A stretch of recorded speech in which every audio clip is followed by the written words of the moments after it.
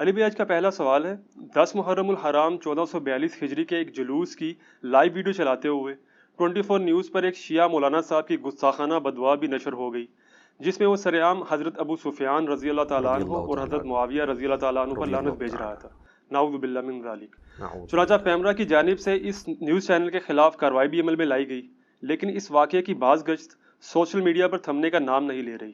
اس طرح کے واقعات کے حوالے سے علی بھائی کا کیا موقف ہے؟ دیکھیں جی، ہم اس کو کیٹاگوریکلی کنڈیم کرتے ہیں، اور میں بغیر کسی تردد کے شروع میں یہ ورڈکٹ دے دوں کہ چاہے اہل بیت ہوں علیہم السلام، امہات المومنین ہوں علیہم السلام، یا صحابہ اکرام علیہم رضوان ہوں، کسی کی شان میں بھی اس طرح کی گستاخی کرنا یا ان پر لعنت بھیجنا، نعوذ باللہ، سب و شتم کرنا، یہ 100% حرام اور گناہ کبیرہ ہے۔ حتیٰ کہ حضرت معاویہ رضی اللہ تعالیٰ عنہ، حضرت مغیرہ ابن شعبہ رضی اللہ تعالیٰ عنہ، حضرت عمر ابن عاص رضی اللہ تعالیٰ عنہ، خواہ یہ 3 شخصیات ہی کیوں نہ ہوں جن سے مولا علی رضی اللہ تعالیٰ عنہ علیہ السلام اپنی وفات تک ناراض رہے، اس کے باوجود صرف علمی اختلاف کی ہم اجازت دیں گے، ان کے بارے میں گالی گلوچ کرنا یا لعنت بھیجنا یہ مسلمانوں کی روش نہیں ہے۔ یہ بالکل اس چیز کو کلیئر کٹ سمجھ لینا چاہیے، اور اس حوالے سے گورنمنٹ کی بھی ذمہ داری ہے کہ ایسے ٹی وی چینلز پہ پابندی تو بعد میں لگائیں، پہلے ان کو ایجوکیٹ کریں کہ ان کے پاس ایسے علماء کا پینل ہونا چاہیے جو اس طرح کی لائیو جو کوریج ہے، خواہ وہ اہل سنت کی تقاریر کی ہو یا اہل تشیع کی، اس کو کرٹیکلی دیکھیں، اور اس کے بعد ایٹ لیسٹ 5 منٹ کے ڈیلے کے ساتھ وہ ویڈیو آن ایئر ہونی چاہیے، تاکہ اگر کسی نے کوئی گستاخانہ جملہ بولا ہے تو اس کو وہیں پر روکا جا سکے، ایڈٹ کیا جا سکے۔ ادروائز یہ سلسلہ پھر تھمے گا نہیں، اور ایجوکیشن اس میں ضروری ہے۔ یہاں تو لوگوں کا حال یہ ہے کہ اگر کسی عربی کے ساتھ جھگڑا ہو جائے اور وہ عربی میں گالیاں بھی دیں ان کو، تب بھی یہ لوگ سمجھیں گے کہ وہ قرآن ہی پڑھ رہا ہے، سبحان اللہ ہی کہتے رہیں گے۔ تو اس طرح کی نیشن کے اندر ان بیچاروں کو کیا پتا تھا کہ عربی کے اندر وہ کیا بول رہے ہیں، ٹی وی چینلز والوں کو؟ تو اس اعتبار سے ان کو ایس او پی ملنا چاہیے، وہ اسٹرکٹلی اس کو فالو کرنا چاہیے۔ اور حیران کن بات ہے کہ ٹی وی چینل پہ تو پیمرا نے پابندی لگا دی ہے، اور وہ جو بدبخت کھڑا ہو کے یہ سارے بکواسات کر رہا تھا، اس کو بھی پکڑا ہے کسی نے کہ نہیں؟ اصل تو اس کو پکڑنے کی ضرورت تھی۔ کچھ عرصہ پہلے آپ کو پتہ ہے کہ سیدنا ابو بکر صدیق رضی اللہ تعالیٰ عنہ علیہ السلام کی شان میں بھی ایک غالی رافضی، بلکہ اسے نصیری کہنا چاہیے، آصف علوی نے جو ہے وہ گستاخانہ جملہ بولا اور معاذ اللہ تکفیر کی ان کی، تو اس کے جواب میں میری ڈیٹیل ویڈیو آئی تھی، الحمدللہ لاکھوں لوگوں نے یوٹیوب پہ دیکھی ہے۔ میں نے جذباتی رد نہیں بلکہ علمی رد کیا ہے۔ جذباتی رد تو آج کل سوشل میڈیا پہ ان لوگوں کا بہت ہو رہا ہے، وہ ان کا کر رہے ہیں یا ان کا کر رہے ہیں، اور بڑی بڑی کانفرنسز ہو رہی ہیں، اور وہ تنظیمیں کہ جن کی وجہ سے امت کو اور خصوصاً ملک پاکستان کو امن کے اعتبار سے یہاں پر کئی ایک تکلیف کا سامنا رہا اور فسادات بھگتنے پڑے کئی دہائیوں تک، وہ دوبارہ سے تنظیمیں اب منظر عام پہ آ گئی ہیں، اور اسی مکتب فکر کے علماء جو ان تنظیموں کے ایٹیچیوڈ کے اوپر خود تان کرتے تھے، اب وہ خود ان کی سربراہی کر رہے ہیں۔ تو اس طرح کی تنظیموں کا باہر نکلنا بیسیکلی اس قسم کی ذلیل حرکتوں کا ریونج ہے۔ میں اس کو جسٹیفائی نہیں کر رہا۔ جس طریقے سے ڈاکٹر اشرف آصف جلالی صاحب نے سیدہ فاطمہ سلام اللہ علیہا کے بارے میں ایک خود ساختہ جھوٹا جملہ بولا، اور اس کے ریونج میں اہل تشیع کی جانب سے سیدنا ابوبکر صدیق رضی اللہ تعالیٰ عنہ علیہ السلام کی گستاخیاں شروع ہوئیں، بالکل اس طریقے سے۔ جب یہ والا ایٹیچیوڈ ہوگا جو یہ اڈاپٹ کیا گیا اہل تشیع کے غیر ذمہ دار ذاکر یا عالم کی جانب سے اعلانیہ، تو پھر ظاہر ہے کہ وہی تنظیمیں جن سے آپ کو اختلاف تھا اب دوبارہ ان کو موقع مل گیا، کہ وہ اپنا وہ سودا اپنی پبلک میں بیچیں. تو یہ دونوں طرف کی علماء کو دیکھنے کی ضرورت ہے کہ یہ کس طرف امت کو لے کے جا رہے ہیں. اور یہاں پر میں اہل تشیع سے بھی کہوں گا کہ وہ اپنے جو بڑے علماء ہیں ان کی ذرا ویڈیوز دیکھیں. خصوصاً یہ آصف علوی والے مسئلے پہ بھی ذمہ دار علماء نے کہا کہ یہ غلط کام ہوا ہے, یہ گناہ کبیرہ ہے اس طرح کی بات کرنا. اور اس سے بھی بڑھ کر جو مفتی اعظم ایران ہیں, امام ان کے خامنائی صاحب, ان کا تو بہت پہلے فتویٰ آیا تھا جب یاسر الحبیب جو غالی رافضی ہے, جو امام خمینی کو بھی کافر کہتا ہے, وہ اتنا غالی رافضی ہے, اس نے جب سیدہ عائشہ کی توہین کی تو اس وقت خامنائی صاحب نے باقاعدہ فتویٰ دیا کہ اہل سنت کے مقدسات کی توہین کرنا حرام ہے اور ایسا شخص شیعت سے خارج ہے. اور اسپیسیفکلی انہوں نے کہا کہ امہات المومنین کا جہاں تک تعلق ہے ان کی نسبت رسول اللہ کے ساتھ ہے صلی اللہ علیہ وآلہ وسلم, ان کی توہین رسول اللہ کی توہین ہے. بس یہی اب کیا جا سکتا ہے. باقی جو بھونکنے والے ہیں ان کو آپ, یہ تو حکومتوں کا کام ہے نا کہ ان کو روکیں. علماء کا تو کام جہاد بالقلم ہی ہے نا, وہ زبردستی تو نہیں کر سکتے. تو شیعہ علماء اس طرح کے ذمہ دار جو ہیں وہ ان چیزوں کا خیال رکھتے ہیں اور انہی کو شیعہ کی پبلک کو چاہیے کہ فالو کریں. باقی رہا علمی اختلاف, تو وہ میرے بھائی آپ کسی سے بھی کر سکتے ہیں. علمی اختلاف کے اوپر کوئی قدغن نہیں ہونی چاہیے. ہمارا جو جھگڑا ہے وہ ہے گستاخانہ الفاظ کے اوپر, لعنت کرنے کے اوپر, سب و شتم کرنے کے اوپر. علمی اختلاف آپ دنیا کے ہر انسان سے کر سکتے ہیں سوائے اس شخص کے جس کی قبر مدینے میں ہے, امام اعظم محمد رسول اللہ صلی اللہ علیہ وآلہ وسلم. اور صحابہ کرام کیا کرتے تھے؟ صحیح بخاری اور صحیح مسلم دونوں میں یہ حدیث موجود ہے, اور یہ حدیث خود ایک ناسبی روایت کر رہا ہے, مروان بن حکم, اور اس نے امام زین العابدین کو یہ بات بتائی, امام سجاد کو, بخاری میں بھی ہے مسلم میں بھی, کہ میں اس مجلس میں موجود تھا جہاں پر سیدنا عثمان اور سیدنا علی کا اختلاف ہو گیا حج تمتع کے مسئلے میں. حضرت عثمان حج تمتع پہ پابندی لگانا چاہتے تھے, حضرت علی کہتے تھے نبی علیہ السلام نے حج تمتع کو جاری کیا ہے, یہ سنت ہے, آپ اس پہ پابندی نہ لگائیں. اتنی مشکل سے حضور نے یہ مشرکانہ ایک رسم توڑی تھی, کیونکہ عرب کے لوگ حج والے سفر میں عمرے کو گناہ سمجھتے تھے. نبی علیہ السلام نے اس کی اجازت دی, امت کے لیے آسانی فرمائی. تو جب حضرت عثمان اپنی بات پر ڈٹے رہے, حالانکہ خلیفہ راشد تھے, تو حضرت علی نے کہا کہ میں کسی بھی شخص کی وجہ سے رسول اللہ کی سنت کو نہیں چھوڑ سکتا. میں حج اور عمرے کی اکٹھی نیت کرتا ہوں, یعنی جمع کرنے کی, چاہے وہ قران کی شکل میں ہو یا تمتع کی شکل میں. تو انہوں نے سنت کو اڈاپٹ کیا. اس پہ حضرت عثمان نے کوئی ان کو جیل میں نہیں ڈلوایا, نہ کسی نے کہا کوئی گستاخی ہو گئی, کیونکہ ان کو پتا تھا حضرت علی جو ہے وہ دلائل کے ساتھ علمی رد کر رہے ہیں, اور نبی علیہ السلام کی سنت تو ہے. خیر یہ الگ سے ٹاپک ہے. اسی طریقے سے جامعہ ترمذی میں حدیث ہے, اہل شام میں سے ایک شخص آتا ہے حضرت عبداللہ بن عمر کے پاس, حضرت معاویہ کا دور ہے, اور شامی تو آپ کو پتہ ہے ان کی ایک اٹیچمنٹ بھی ہے, اور وہ شام سے آتا ہے. حضرت معاویہ نے پھر اپنے دور کے اندر حج تمتع کے اوپر پابندی لگائی, حضرت علی نے اس کو بحال کیا تھا, لیکن پھر وہ پابندی جب دوبارہ لگی تو امت نے ایکسیپٹ نہیں کیا. تو عبداللہ بن عمر سے آ کے وہ شخص کہتا ہے, ترمذی کے الفاظ ہیں, کہ بتائیے حج تمتع جائز ہے, ایک ہی سفر میں حج اور عمرے کو جمع کرنا؟ تو ان کا جائز, یہ تو سنت ہے, یعنی نبی علیہ السلام کا جاری کردہ طریقہ.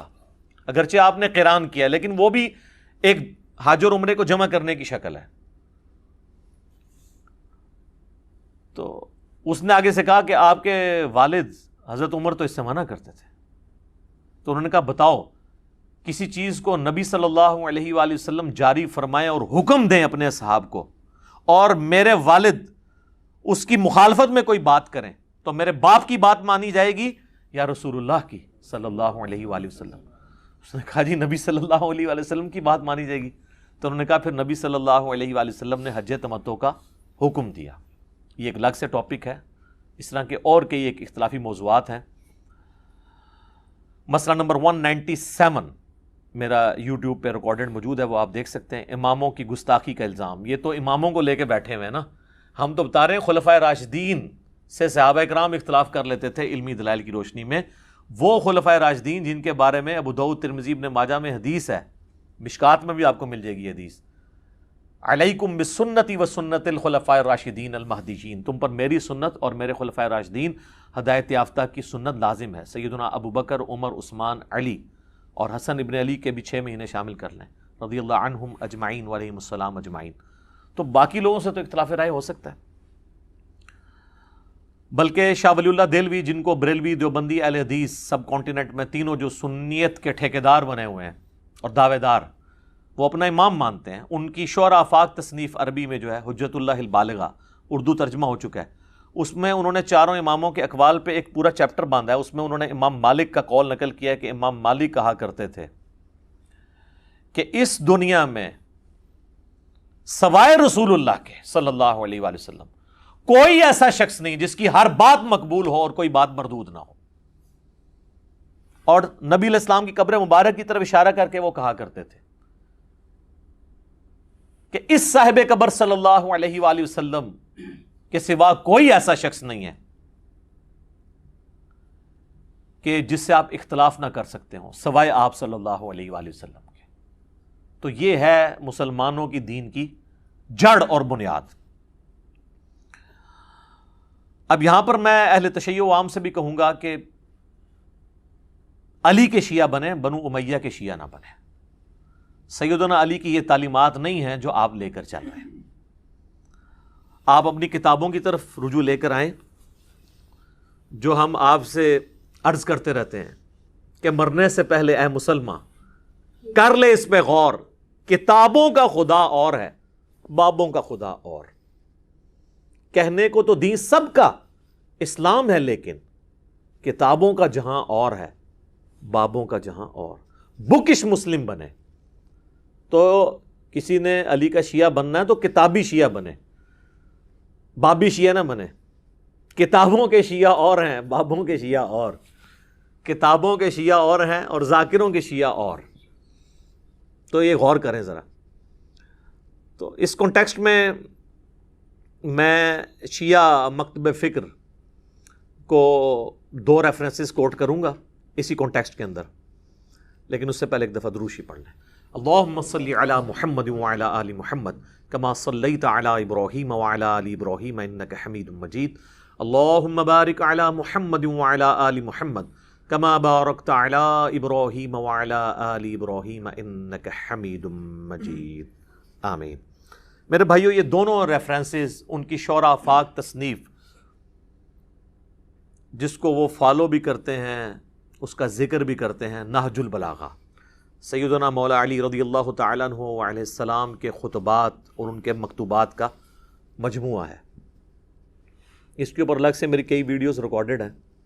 بہرحال نہج البلاغہ کو مقبولیت اہل تشیع کے ہاں جتنی حاصل ہوئی عرب و عجم کے اندر, اور کسی کتاب کو نہیں. ویسے حدیث کی کتابیں جس طرح ہماری بخاری اور مسلم ہے اس لیول کی, ان کی جو کتاب ہے وہ اصول الکافی ہے, لیکن اس کو بھی اتنی شہرت نہیں ملی جتنی شہرت نہج البلاغہ کو ملی.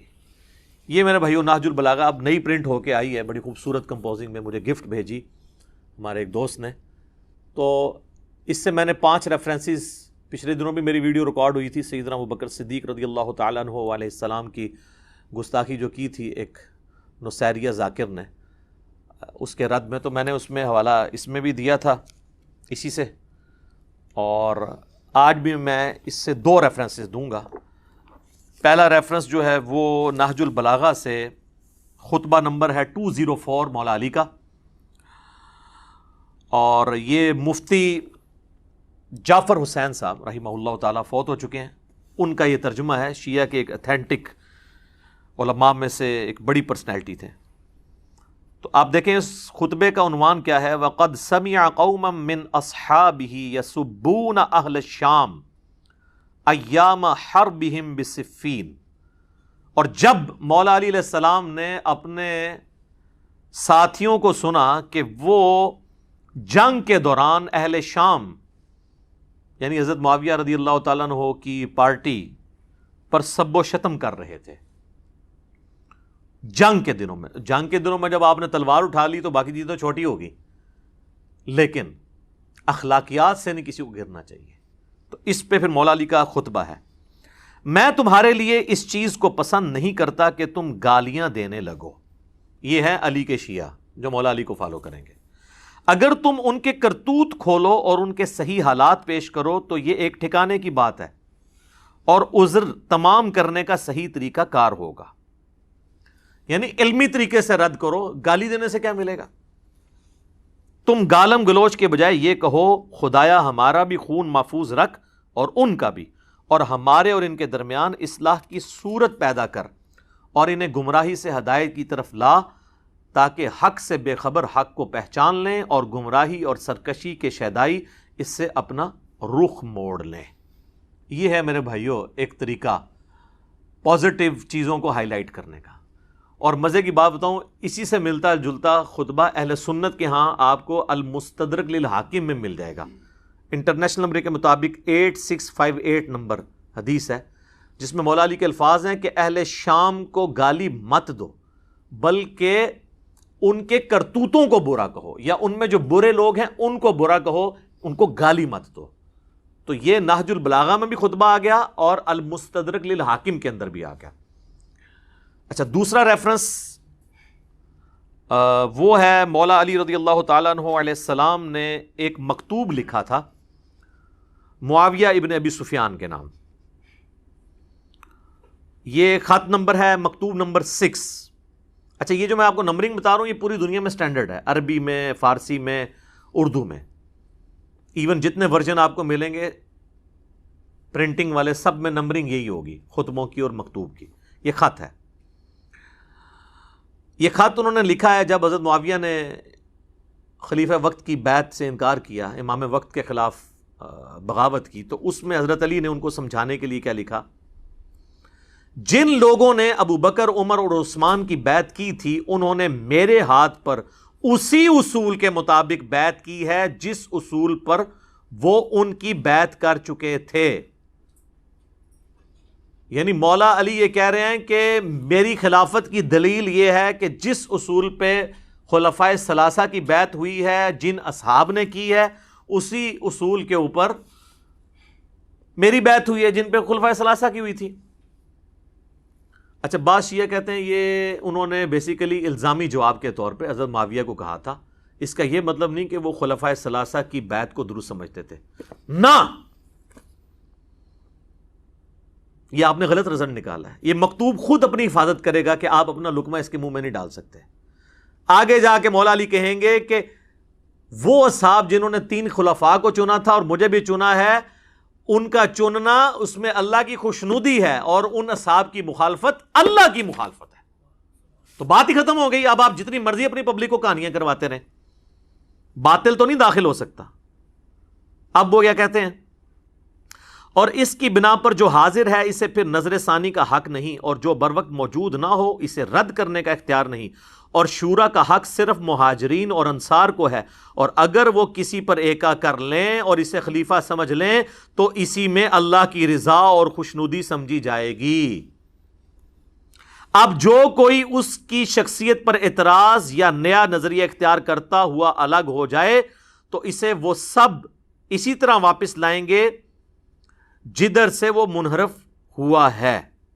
اب دیکھیں، وہ کہہ رہے ہیں اللہ کی رضا ہے، جو ہٹے گا اسے واپس لایا جائے گا. وہ سورۃ الحجرات میں بھی آیا نا کہ اگر مسلمانوں کا کوئی گروہ باغی ہو جائے اور وہ نہ سمجھ رہا ہو تو اسے قتال کر کے آمادہ کرو کہ واپس آئے. اسی کے تحت مولا علی نے جنگ جمل، صفین اور نہروان لڑی تھی. اور اگر انکار کرے تو اس سے لڑیں. یہ وہی بات آ گئی، کیونکہ وہ مومنوں کے طریقے سے ہٹ کر دوسری راہ پر ہو لیا ہے اور جدھر وہ پھر گیا ہے اللہ بھی اسے ادھر ہی پھیر دے گا. اے معاویہ، میری جان کی قسم، اگر تم اپنی نفسانی خواہشوں سے دور ہو کر عقل سے دیکھو تو سب لوگوں سے زیادہ مجھے عثمان کے خون سے بری پاؤ گے، مگر یہ کہ تم بہتان باندھ کر کھلی ہوئی چیزوں پر پردہ ڈالنے لگے ہو. والسلام. شکر ہے جی، اسلام لکھ دیتا ہے. اسلام کا مطلب ہے کہ انہوں نے وہ مسلمان سمجھا ہے، ٹھیک ہے نا. اور بیعت پہ آمادہ کرنے کا مطلب یہ ہے کہ ان کو مسلمان سمجھتے تھے تبھی بیعت پہ آمادہ کیا نا. کافر سے تو نعوذ باللہ بیعت نہیں لینی تھی. تو آپ یعنی وہ سلام بھیج رہے ہیں اور آپ جناب لانتے بھیج رہے ہیں. آپ دیکھ لیں، آپ علی کے شیعہ ہیں یا بنو امیہ کے شیعہ ہیں یا ان کے شیعہ ہیں جن کے نام مولا علی نے خط لکھا ہے، تو آپ اسی کے شیعہ بنیں جو جس کا شیعہ آپ کو بننا چاہیے، پارٹی کا بندہ، مولا علی کا پارٹی کا بندہ. اچھا میرے بھائیو، یہ جو سب و شتم کا ٹاپک ہے یہ انتہائی سینسٹیو ٹاپک ہے، اور اس کے ساتھ کئی ایک چیزیں جڑی ہوئی ہیں، کئی ایک تلخ حقائق جڑے ہوئے ہیں کہ اس کی بنیادیں کہاں ہیں. یہ حقیقت بات ہے کہ یہ سب و شتم کا سلسلہ بنو امیہ کے دور میں شروع ہوا سیدنا علی بن ابی طالب پر، اور پھر اس کے ریونج میں جو مولا علی کے شیعہ تھے وہ بھی ایکسٹریم رویے پر گئے، اور انہوں نے وہی کام جو ہے وہ بنو امیہ کے ساتھ، اور بلکہ ان کی وجہ سے نعوذ باللہ خلفائے ثلاثہ کے اوپر کرنا شروع کر دیا. اچھا یہ میں بنو امیہ جب بھی نام لوں تو آپ نے حضرت عثمان کے پیچھے جا کے نہیں چھپنا، یا عمر بن عبدالعزیز کے پیچھے نہیں چھپنا. یہ غلط ایٹیچیوڈ ہے. یہ اس طریقے سے ہی ہے جس طرح اگر ہم بنو ہاشم کے فضائل بیان کریں، جو بخاری مسلم میں آتا ہے کہ نبی علیہ السلام نے فرمایا کہ اللہ تعالیٰ نے سب سے بہترین خاندان کو یعنی انسانیت میں چنا، تو آپ یہ کہیں گے جی چنگا عظیم خاندان ہے، ابو لہب پیدا ہو گیا ہوتے، تو پھر ظاہر انڈرسٹوڈ ہوگا. رسول اللہ نے حالانکہ اس کو علیحدہ نہیں کیا کہ سوائے ابو لہب کے، تو میں بھی اگر علیحدہ نہ کروں تو انڈرسٹوڈ ہے کہ حضرت عثمان اور عمر بن عبدالعزیز رضی اللہ عنہما وعلیہم السلام، وہ ان کو ہم ایکسکلوڈ کر رہے ہیں. ہم بات کر رہے ہیں اوور آل بنو امیہ کی. تو غلط طریقے سے چیزوں کو لے کے نہیں چلنا چاہیے، علمی طریقے سے لے کے چلنا چاہیے. تو یہ ایک ٹاپک ہے، میں نے اس کے اوپر ایک ریسرچ پیپر لکھ دیا ہے. اس سے کئی ایک ٹاپک اور جڑے ہوئے ہیں جو میں نے الحمدللہ 6 ٹاپکس کے اندر ایک ریسرچ پیپر لکھا ہے. واقعہ کربلا کا حقیقی پس منظر 72 صحیح الاسناد احادیث کی روشنی میں. یہ 72 کا ٹائٹل تو شہدائے کربلا کی نسبت سے ہے، ادروائز اس میں حدیثیں 200 سے زیادہ ہیں. ایک ایک نمبر پہ کئی حدیثیں ہیں. صرف 33 نمبر پہ جو میں نے غدیر خم کی حدیث لی ہے نا، اس میں 8 روایتیں میں نے نقل کی ہیں. نمبر 1 ہی دیا ہے اس کو 33، تاکہ 72 کی نسبت قائم رہے. یہ اللہ کے فضل سے عربی میں بھی ہے، سب سے پہلے عربی میں لکھا، پھر اردو ترجمہ ہوا، پھر ہندی ترجمہ ہوا، پھر انگلش ہوا. انٹرنیشنل پمفلٹ ہے، اور اس میں اکثر حدیث بخاری اور مسلم سے ہیں. حدیثوں کے نمبر علماء حرمین اور بیروت کی انٹرنیشنل نمبرنگ کے اوپر ہیں، جو عربی کتابیں چھپتی ہیں دارالاسلام کی یا دارالکتب العلمیہ کی.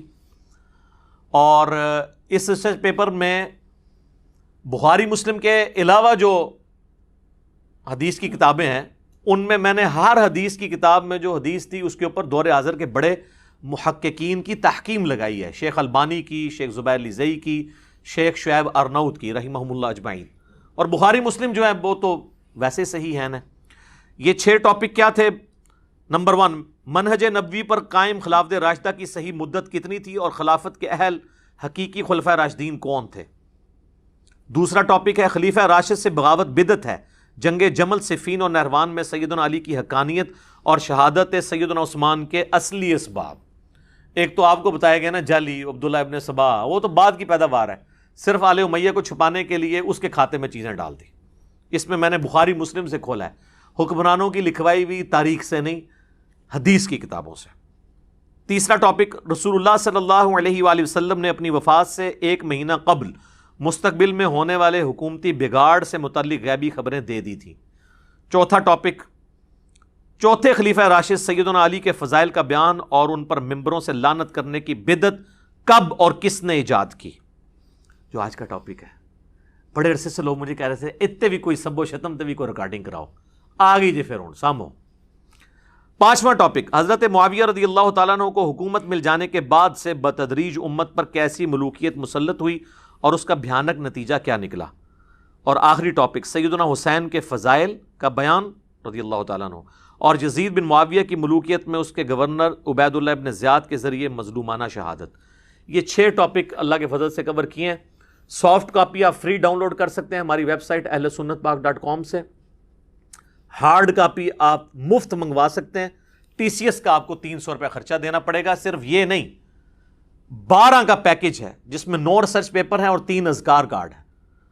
یہ 12 کا پیکج آپ اپنے گھر ہارڈ کاپی ڈاک میں منگوا سکتے ہیں. اور اللہ کے فضل سے یہ سارے ریسرچ پیپر کلرڈ پرنٹ ہوئے ہیں. ریڈ اور بلیک میں رائٹنگ ہے، ریڈ میں حوالے ہیں تاکہ انا بھی پڑھ لوے. تو صبح 9 سے لے کر شام 5 بجے تک ہماری اکیڈمی کا نمبر کھلا ہوتا ہے. بیچ میں کھانے کا وقفہ یا نماز کا وقفہ ہے، یہ الگ بات. ہماری اکیڈمی کا نمبر ہے +923215900162. پاکستان سے کریں گے تو 032159000162. واٹس ایپ اس پہ ہے لیکن انٹرٹین نہیں ہوگا. ہاں کوئی کال کر لیتا ہے تو شاید انٹرٹین ہو جائے. میسج آپ نے جو کرنا ہے وہ ٹیکسٹ میسج کرنا ہے، اور اس میں بھی کال کر کے کنفرم کرنا ہے تو آپ کے گھر ڈاک آ جائے گی. اس کے لیے جو پیمنٹ آپ کو صرف ٹی سی ایس کا خرچہ دینا پڑے گا، وہ ایزی پیسہ اکاؤنٹ بھی اس پہ بنا ہوا ہے، موبی کیش کا بھی، وہ انشاءاللہ آپ کو پورا طریقہ بتا دیں گے.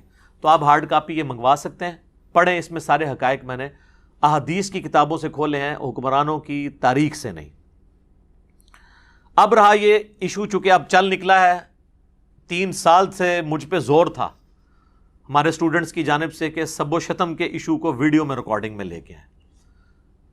گاہے بگاہے تو میں اس کا ذکر کرتا تھا، لیکن اب چونکہ یہ ایک ایشو آیا ہے تو اس کانٹیکسٹ میں یہ بات کروں کہ یہ جو کچھ ہوا حضرت معاویہ رضی اللہ تعالیٰ عنہ یا ابو سفیان رضی اللہ تعالیٰ عنہ کے بارے میں نازیبہ کلمات والا، تو اس کی روٹس 1400 سال پرانی ہے. یہ کوئی آج کی پیداوار نہیں ہے.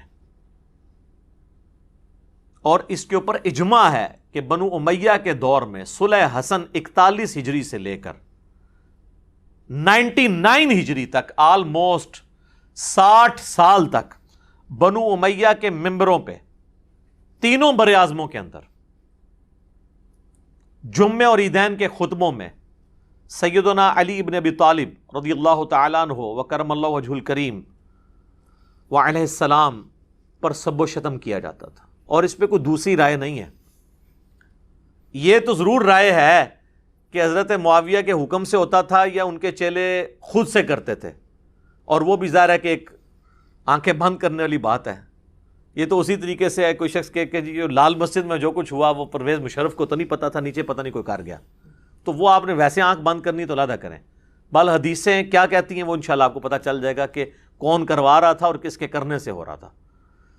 تو اس کے اوپر اجماع ہے، بخاری مسلم کی احادیث گواہ ہے، میں نے ریسرچ پیپر میں ساری نقل کی ہیں. اور ان احادیث کو ڈسکس کرنے سے پہلے میں بزرگوں کے حوالے پیش کر دیتا ہوں، کیونکہ یہاں پہ بزرگ پرستی بہت ہے نا سب کانٹیننٹ میں، بلکہ پوری دنیا میں. ایک انٹرنیشنل بزرگ ہیں جسے پوری دنیا میں صوفیاء اور اہل حدیث سلفی سب لوگ ہی بزرگ مانتے ہیں، امام جلال الدین سیوطی، المتوفا 911 ہجری، جنہوں نے خود اپنے آپ کو اس صدی کا مجدد بھی ڈکلیئر کیا تھا. تو اشاروں میں ڈائریکٹ تو نہیں کرتے نا،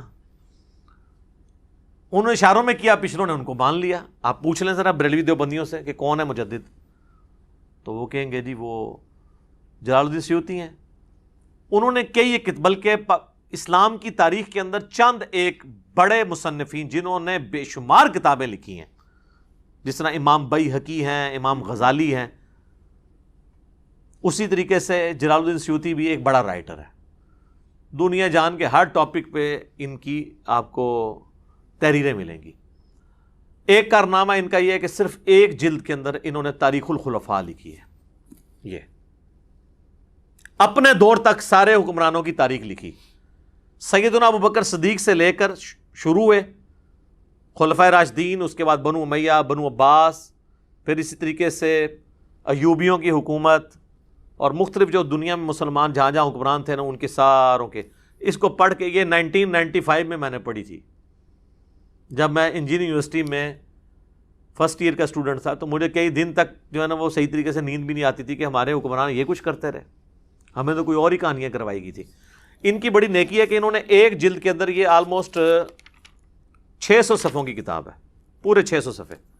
یہ آپ کو کسی بھی مکتبے سے مل جائے گی، بریلوی دیوبندی دونوں سے چھاپ رہے ہیں. اس میں آپ سیدنا عمر بن عبدالعزیز والا چیپٹر نکالیں. ویسے تو آپ کو بتایا جاتا ہے اسلام کے پہلے مجدد جو ہیں عمر بن عبدالعزیز ہیں، 99 ہجری میں خلیفہ بنے، 101 ہجری میں صرف 38 سال کی عمر میں زہر دے کے بنو امیہ نے انہیں قتل کر دیا. آگے ہم پوچھتے ہیں کہ انہوں نے کون سا ایسا تجدیدی کارنامہ کیا ہے؟ تو اسی میں قیامت مضمر ہے. بنو امیہ کی انہوں نے گند کو صاف کیا ہے نا, وہی تجدیدی کارنامہ ہے. صرف ایک ڈاکٹر اسرار صاحب نے تھوڑی ہمت کی ہے ماڈرن اسکالرز میں سے, یا مولانا مودودی نے خلافت و ملوکیت لکھے, باقی تو کسی کی جرت نہیں کہ بتائے کہ کیا تھا. تو اس میں عمر بن عبدالعزیز والا چیپٹر نکالیں تو یہ بزرگ فرماتے ہیں, کہتے ہیں نا اکابرین سے, بزرگوں سے پوچھ کے انہوں نے باقاعدہ اس چیپٹر میں, عمر بن عبدالعزیز والے چیپٹر میں لکھا ہے, بنو امیہ کے حکمرانوں کا دستور تھا کہ وہ اپنے خطبات میں حضرت علی رضی اللہ تعالیٰ عنہ کی شان میں سب و شتم اور نازیبہ الفاظ کہتے تھے, مگر آپ رحمۃ اللہ علیہ نے خلافت سنبھالتے ہی اس کی سختی سے ممانعت فرما دی. انہوں نے جلال الدین سیوطی کا بھی نام لینا چھاڑ دینا ہے, لیکن وہ بہت بڑا بندہ ہے, ایڈا بھارا بندہ ہے, انہوں نے یہ چھاڑ سکتے. اور انٹرنیشنل بندہ ہے یہ, صرف سب کانٹیننٹ نہیں, پوری دنیا میں ان کو مانا جاتا ہے. اور اپنے گورنروں کو لکھا کہ ممالک محروسہ میں آندہ ایسا نہ ہو اور ان کی شان میں جو نازیبہ الفاظ استعمال کیے جاتے تھے ان کی جگہ آندہ سے یہ الفاظ بولے جائیں. سورۃ النحل آیت نمبر 90 نمبر, ان اللہ یأمر بالعدل والاحسان. یہ آیت انہوں نے داخل کی کہ اللہ تعالیٰ تمہیں حکم دیتا ہے عدل و انصاف کرنے کا, احسان کا, اور تمہیں برائی اور بے حیائی اور بے ہودگی کے کاموں سے منع کرتا ہے. یہ ہے جس کی وہ تمہیں نصیحت کرتا ہے تاکہ تم متقی بن جاؤ. کوئی بے حیائی کر رہے تھے نا وہ حضرت علی کے بارے میں, یعنی یہ نعوذ باللہ نازیبہ الفاظ بول کے. چنانچہ تب سے اب تک خطبات کے آخری جملے یہی پڑھے جاتے ہیں, اور واقعی پڑھے جا رہے ہیں, ہم تو خطبات میں سن رہے ہیں. یہ جو آپ کو خطبے دیتے ہیں ان سے پوچھیں یہ آیت جو آپ خطبے میں پڑھتے ہیں یہ کس حدیث میں آیا کہ نبی الاسلام پڑھتے تھے, تو آپ بتائیں گے عمر بن عبدالعزیز نے داخل کی ہے. پھر آگے پوچھیں کیوں داخل کی ہے, پھر وہ آپ سے کہیں گے تو انجینئر کو تو نہیں سنتا. ہاں انجینئر. اچھا جی, یہ تو وہ بزرگ ہیں ان کو بریلوی دیوبندی اہل حدیث سب مانتے ہیں. اہل حدیث کو ذرا زیادہ مسئلہ ہوتا ہے, ان کے تو ہم نے ایک بزرگ دریافت کر لیے ہیں جن کے نام پہ ان کا فرقہ چل رہا ہے, وہابی. محمد بن عبد الوہاب صاحب کا بیٹا ہے عبداللہ بن محمد بن عبد الوہاب, المتوفا 1242 ہجری, اب 1442 چل رہا ہے, ایگزیکٹ 200 سال پہلے وہ فوت ہوئے ہیں. ان کی کتاب ہے سیرۃ الرسول, جس کے حوالے الرحیق المختوم میں بھی موجود ہیں. آلموسٹ 800 صفحوں کی یہ کتاب ہے. اس کا PDF ہماری ویب سائٹ پہ رکھا ہوا ہے, اور ہارڈ کاپی بھی آپ ہماری اکیڈمی میں رابطہ کر سکتے ہیں. آج کل اس کی وہ ختم ہوئی ہوئی ہیں, پرنٹنگ میں گئے ہوئے ہیں, انشاءاللہ پھر آپ کو مل جائے گا. اور یہ جیلم سے ہی چھپی ہے, دارالاسلام نے عربی میں چھاپی تھی, اردو ترجمہ ہی نہیں کیا. جیلم والوں سے ہو گیا, اب وہ پچھتا رہے ہوں گے کہ کیوں ہو گیا. اس میں اس کی خوبی یہ ہے کہ اس میں خلفائے راشدین کے اوپر بھی انہوں نے چیپٹر باندھے اینڈ پہ نا. تو مولا علی والا ذرا چیپٹر نکال لیں, اس میں کئی ایک حوالے ہیں, وہ آج ٹاپک نہیں, چونکہ اسی ٹاپک سب و شتم کو میں کور کر رہا ہوں. تو اس میں 797 نمبر پیج ہے, عربی میں بھی آپ کو مل جائے گا, اردو میں بھی حضرت علی والا چیپٹر بالکل اینڈ پہ. تو یہ جس کو کہتے ہیں نہیں ہم وہابی ان کی وجہ سے, ویسے تو کہتے ہیں اللہ کی وجہ سے, اللہ کی وجہ سے نہیں, وہ انہی کی طرف منسوب کیا جاتا ہے. ویسے وہ بھی غلط ہے, کیونکہ ان کا نام تھا محمد بن عبد الوہاب اور یہ ان کا بیٹا ہے عبداللہ. وہ لکھتے ہیں بنو امیہ ان کی تنقیس اور ان کے بارے میں نازیبہ الفاظ استعمال کرتے رہے, مگر اس سے علماء کے دل میں ان کی محبت بڑھ گئی, مولا علی کی, اور قدر و منزلت میں اضافہ ہو گیا. عمر بن عبداللہ بن زبیر کہتے ہیں رحمہ اللہ تعالی, بنو امیہ 60 سال تک ان کو گالیاں دیتے رہے مگر ان کا کچھ نہ بگاڑ سکے, بلکہ ان کی شان پہلے سے بھی بلند ہو گئی. دین نے ایک عمارت کھڑی کی جس کو دنیا نے گرانے کی کوشش کی, دنیا کچھ نہ بنا سکی, اور جو کچھ بنایا اس کو بھی منہدم کر دیا. یعنی مولا علی سے جو ٹکرایا وہ خود ہی بدنام ہوا ہے.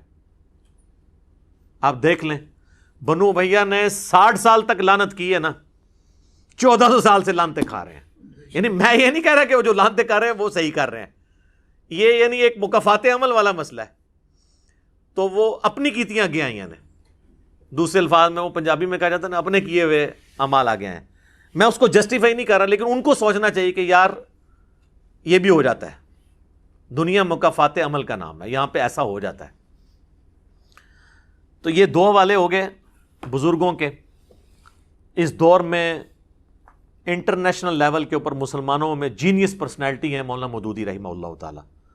تیسرا والا میں طاق کرنے کے لیے ان کا پیش کر دیتا ہوں، خلافت و ملوکیت. کیونکہ پڑھا لکھا طبقہ تو مولویوں کو اور اماموں بزرگوں کو کسی کھاتے میں نہیں مانتا. وہ کہتا ہے جی کوئی کو پڑھ لکھے سیاڑے بندے دی گل کرو. مولوی تو ہو سکتا ہے ان کو کچھ نہ سمجھتے ہوں، لیکن جو ان کو سمجھتے ہیں نا وہ ان کو اور ان کے بزرگوں کو کچھ نہیں سمجھتے. تو لہٰذا ہم نے تو ہر طبقے کو ایڈریس کرنا ہے نا. یہ تو انٹرنیشنل پلیٹ فارم ہے. یہ خلافت و ملوکیت کا نیا ورژن ہے اور پوری تخریج کے ساتھ ہے. ایک ایک بات کا نیچے ریفرنس لکھا ہوا ہے اہل سنت کی کتابوں کا. اس میں جو چیپٹر ہے نا حضرت معاویہ رضی اللہ تعالیٰ عنہ کا عہد، اس میں وہ لکھتے ہیں ایک اور نہایت مکروہ بدعت حضرت معاویہ رضی اللہ تعالیٰ عنہ کے عہد میں یہ شروع ہوئی کہ وہ خود اور ان کے حکم سے ان کے تمام گورنر خطبوں میں برسر ممبر حضرت علی رضی اللہ تعالیٰ عنہ پر سب و شتم کی بوچھاڑ کرتے تھے، حتیٰ کہ مسجد نبوی میں ممبر رسول صلی اللہ علیہ وآلہ وسلم پر عین روضہ نبوی کے سامنے حضور صلی اللہ علیہ وآلہ وسلم کے محبوب ترین عزیز کو گالیاں دی جاتی تھیں، اور حضرت علی رضی اللہ تعالیٰ عنہ کی اولاد اور ان کے قریب ترین رشتہ دار اپنے کانوں سے یہ گالیاں سنتے تھے. یہ مسند ابی یعلا میں موجود ہے. سیدنا حسن و حسین کے سامنے مروان بن حکم نے کہا کہ اہل بیت تو ہے ہی لعنت والے لوگ، اہل بیت کا لفظ استعمال کر کے. پھر انہوں نے جواب بھی دیا اس کا. یہ مسند ابی یعلا میں صحیح سند کے ساتھ موجود ہے. کسی کے مرنے کے بعد اس کو گالیاں دینا شریعت کو تو درکنار انسانی اخلاق کے بھی خلاف تھا، اور خاص طور پر جمعے کے خطبے کو اس گندگی سے آلودہ کرنا تو دین اور اخلاق کے لحاظ سے سخت گھناؤنا فعل تھا. حضرت عمر بن عبدالعزیز نے آ کر اپنے خاندان کی دوسری غلط روایات کی طرح اس روایت کو بھی بدل ڈالا، اور خطبہ جمعہ میں سیدنا علی پر سب کرنے کی بجائے یہ آیت پڑھنا شروع کر دی، ان اللہ یأمر بالعدل والاحسان وایتاء ذی القربى وینہی عن الفحشاء والمنکر والبغی یعظکم لعلکم تذکرون. اب یہی بات مودودی صاحب نے جب لکھی نا تو علماء کہتے ہیں مودودی پتہ نہیں کہاں بیٹھ کے کرتا رہتا. میں نے اس سے پہلے بابوں کے والے دیے ہیں، ٹھیک ہے، حالانکہ یہ ہمارے لیے نہیں ہے. کیوں؟ کیونکہ ہم تو کہتے ہیں کہ مرنے سے پہلے اے مسلمان کر لے اس پہ غور، کتابوں کا خدا اور ہے، بابوں کا خدا اور. تو یہ آپ جن بابوں کو مانتے تھے نا، ہم نے انہی کی کتابوں کے حوالے آپ کو پیش کر دیے. یہ حوالے تھے آپ کے لیے. ویسے آپ کا تو چیپٹر یہیں پہ کلوز ہو جاتا ہے، کیونکہ یہ تو کہتے ہیں جب بزرگ فرما دے تو دلیل تو ان سے مانگنا ہی گستاخی ہے. اب میں جو پڑھی لکھی عوام ہے جن کو ہم نے اتنا ایجوکیٹ کر کے بکش بنایا ہے، وہ تو ہم سے سوال کریں گے جی ان بزرگوں کو تو چھوڑیں، آپ ہمیں دلائل دیں بخاری سے، مسلم سے، حدیث کی کتابوں سے. تو ظاہر ہے پڑھے لکھے طبقے کو بھی تو ایڈریس کرنا چاہیے نا. ان لوگوں کو تو ایڈریس کر لیا. تو ان کے لیے ہم نے ریسرچ پیپر کے اندر جو چوتھا ٹاپک تھا، سب ٹاپک، اس کے اندر یہ سب کچھ کور کیا ہے، یہ 5B ریسرچ پیپر کے اندر. تو وہ سارا کچھ تو ایک نشست میں کرنا مشکل ہے. میں چند ایک چیزیں اس میں سے کور کر دیتا ہوں اسی ایک ٹاپک سے ریلیٹڈ. اس کی وجہ یہ ہے کہ یہ دوبارہ شاید میں اس کو پھر ریکارڈنگ میں نہ لے کر آؤں. روزانہ تو اس طرح کی باتیں نہیں ہو سکتی. اب یہ محرم بھی چل رہا ہے اور ایک ایشو بھی اٹھا ہوا ہے، تو میں جلدی جلدی اس کو کور کرتا ہوں، ایک پوری ڈاکٹرن آپ کے سامنے رکھتا ہوں. لیکن اس سے پہلے ایک دفعہ درود پڑھ لیں. اللہم صلی علی محمد وعلی آل محمد کما صلیت علی ابراہیم وعلی آل ابراہیم انک حمید مجید. اللہم بارک علی محمد وعلی آل محمد کما بارکت علی ابراہیم وعلی آل ابراہیم انک حمید مجید. آمین. سب سے پہلے تو بخاری اور مسلم کی وہ حدیث کہ نبی صلی اللہ علیہ وآلہ وسلم نے فرمایا کہ میرے صحابہ کو گالی مت دو. اچھا، یہ لفظ صحابہ بھی بول سکتے ہیں، صحابہ بھی بول سکتے ہیں. عربی میں یہ دونوں مستعمل ہیں، زیر کے ساتھ بھی زبر کے ساتھ. اگر تم احد پہاڑ کے برابر سونا بھی خیرات کر دو، میرے صحابی نے جو ایک مد 600 گرام آلموسٹ آدھا کلو خیرات کیا تھا، تم اس کو بھی نہیں پہنچ سکتے، اس کے آدھے کو بھی نہیں پہنچ سکتے. احد پہاڑ کئی کلومیٹرز پہ پھیلا ہوا وہ سونے کا ہو اور تم اللہ کی راہ میں خرچ کرو اور میرا صحابی ایک پاؤ بھی گندم خیرات کر دے، وہ وزنی ہے، کیونکہ اس نے نبی علیہ السلام کا ساتھ دیا مشکل وقت میں. اب اسی حدیث کا ایک تلخ پہلو ہے کہ یہ حدیث بھی یہ لوگ آدھی پیش کرتے ہیں، یہ اس قابل ہی نہیں ہے کہ یہ حدیث بھی پوری پیش کر سکیں، کیونکہ اس میں قیامت مضمر ہے. یہ پوری حدیث صحیح مسلم کے اندر ہے. بخاری میں اس کا نمبر ہے 3673، مسلم میں 6488. اس میں الفاظ ہیں، ابو سعید خدری کہتے ہیں ایک دفعہ جھگڑا ہوا تو حضرت خالد ابن ولید نے جذبات میں آ کے عبد الرحمن بن عوف کو گالیاں دے دی. نبی علیہ السلام تک شکایت پہنچی تو آپ نے حضرت خالد ابن ولید کو ڈانٹا کہ تم میرے صحابہ کو گالی مت دو، اب تم لوگ اگر احد پہاڑ کے برابر سونا بھی خیرات کر دو نا، عبد الرحمن بن عوف کا مقابلہ نہیں ہو سکتا. یہ تو بعد میں صحابہ جو بنے تھے ان کو کہا گیا کہ آپ بڑے سینئر صحابہ کو برا نہ کہو. ہم لوگوں کو تو آٹومیٹکلی پہنچ گیا یہ میسج، لیکن جہاں طویل خاص کے اعتبار سے تھا وہ انہوں نے آدھا پیش کیا، آدھی حدیث میرے صحابہ کو گالی مت دو. وہی بات ہے علماء یہود والا کردار، افتؤمنون ببعض الکتاب. یہ حدیث کا حصہ کیوں انہوں نے چھپایا؟ اس لیے چھپایا کہ اگر یہ حصہ سامنے آتا تو لوگوں نے سوال کرنا تھا کہ یہ نبی علیہ السلام نے تو صحابہ کو ہی منع کیا تھا کہ سینئر صحابہ کو گالی نہیں دینی، تو جو سینئر ترین صحابی ہیں خلفائے راشدین میں سے مولا علی، ان کو جو سب و شتم کرے گا اس کے بارے میں پھر شرعی حکم کیا ہوگا؟ ویسے پبلک کو انہوں نے کرایا صحابہ کو گالی دینے والا کافر ہے، ہماری ویڈیو سے پہلے. اب کہتے ہیں نہیں وہ گناہ کبیرہ ہے. اب کیوں نہیں کفر رہا؟ کیونکہ ان کو پتا چلا کہ تو کفر کہاں تک جائے گا. جن کو بچانے کے لیے سب کچھ کر رہے ہیں سب سے پہلے ان پہ لوٹے گا کفر. تو انہی کو بچانے کے لیے انہوں نے حدیث بھی آدھی بیان کی. تو انو میرے صحابہ کو گالی مت دو، آندہ کو مولوی بیان کریں، ان کو پوری حدیث پڑھ. صحیح مسلم 6488. صحیح بخاری میں ایک حدیث ہے، اما عائشہ کہتی ہیں 1393 نمبر حدیث، کہ نبی علیہ السلام نے فرمایا مردوں کو گالی مت دو، وہ اپنے انجام کو پہنچ چکے. یعنی جو بندہ مر گیا نا آپ اس کو گالی نہیں دے سکتے، کیونکہ آپ تو اللہ کے پاس جا چکے ہیں. اچھے اعمال کیے تو ان کا فائدہ مل رہا ہوگا اور برے اعمال کو بھگت رہا ہوگا. یہ میں نے ایک پورا مقدمہ بنایا ہے ایک بعد کے ٹاپک کے لیے، یہ احادیث جمع کر کے، تاکہ آپ کو پتا چلے کہ اگر سیدنا علی رضی اللہ تعالیٰ عنہ فوت ہو گئے تھے تو اس کے بعد تو ان پہ سب و شتم کرنا اس سے بڑا جرم تھا. دیکھیں زندگی میں آپ اختلاف رائے میں جذباتی ہو کے ایک دوسرے کو گالی بھی دے سکتے ہیں. صحیح بخاری اور مسلم دونوں میں آتا ہے. مسلم میں ذرا ڈیٹیل ہے، حضرت عباس اور حضرت علی کا جھگڑا ہوا جو اکثر ناسبی پیش کرتے ہیں، ان کے پاس رہنے کو ایک ہی بات رہ گئی ہے. تو حضرت عباس جذباتی ہو گئے اور ظاہر چچا بھی لگتے تھے حضرت علی کے. انہوں نے حضرت علی کو کچھ نازیبا الفاظ بول دیے. وہ کہتے ہیں دیکھیں جی یہ تو بنو ہاشم کے اندر سے سلسلہ شروع ہوا ہے جو ہے صحابہ پہ سب و شتم کرنے کا. ایک واقعہ پکڑا ہوا ہے، یہ تو آمنے سامنے جھگڑا ہوا، یہ تو معاملہ ہی اور ہے. مرنے کے بعد آپ کا غصہ ہی ٹھنڈا نہ ہو، آپ 60 سال تک گالیاں نکالتے رہیں، تو اس پہ تو آپ کو ذہنی مریض ہی کہا جا سکتا ہے. اور لوگ یہ بھی کہتے ہیں یار وہ جب تلواریں اٹھ گئی تو گالی تو پھر چھوٹی چیز ہے. نہ سر، تلواروں کے مقابلے میں گالی چھوٹی چیز اس وقت ہے جب دو بدو ہو. جب ایک بندہ مر جائے، مرنے کے بعد تو دشمن کا بھی ذکر لوگ طریقے سے کرتے ہیں. مرنے کے بعد ممبروں پہ مسجد کے اندر اس پہ لانتیں کروائی جائیں تو یہ اس کے خلاف تلوار اٹھانے سے بڑا جرم ہے. یہ تو آپ کے خود اپنے نفسیاتی مریض ہونے کا ثبوت ہے اور اخلاقیات کے ایک پست ترین لیول پہ ہونے کا ثبوت ہے اگر آپ یہ حرکت کرتے ہیں. تو یہ اپنے ویٹیج میں اس سے بڑا جرم ہے تلوار اٹھانے سے. وہ تو ایک واقعہ ہوا، وہ تو صحیح مسلم میں حدیث ہے، چچا باپ کی مثل ہوتا ہے. تو حضرت علی کے باپ کی حیثیت سے تھے حضرت عباس.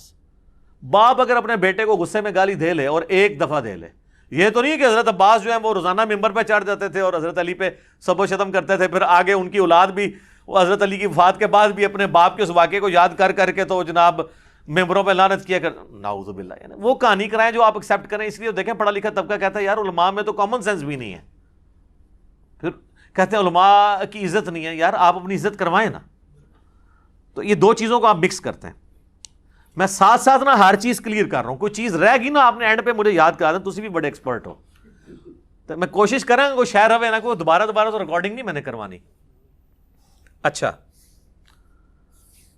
بخاری اور مسلم دونوں میں حدیث ہے. بخاری میں 6788، مسلم میں 4410. ایک فاطمہ نامی عورت کی چوری کا مقدمہ حضور کے پاس آیا. لوگوں نے سفارش کے لیے اسامہ بن زید کو بھیج دیا. اونچے خاندان سے تھی. نبی علیہ السلام کو جلال آیا. آپ نے مسجد میں ممبر رکھا اور آپ نے خطبہ دیا. آپ نے فرمایا تم سے اگلی قومیں اس لیے ہلاک ہوئیں کہ ان کے اشرافیہ کے لیے الگ قوانین اور عام لوگوں کے لیے الگ ہوتے تھے. اللہ کی قسم میری بیٹی فاطمہ بھی چوری کرتی تو میں اس کے بھی ہاتھ کٹواتا. یہ نبی علیہ السلام نے بتایا کہ جب کوئی جرم کرے گا نا پھر یہ نہیں دیکھا جائے گا کہ وہ فاطمہ بنت محمد ہے یا وہ عام فاطمہ ہے. جو جرم کرے گا وہ مجرم ہوگا.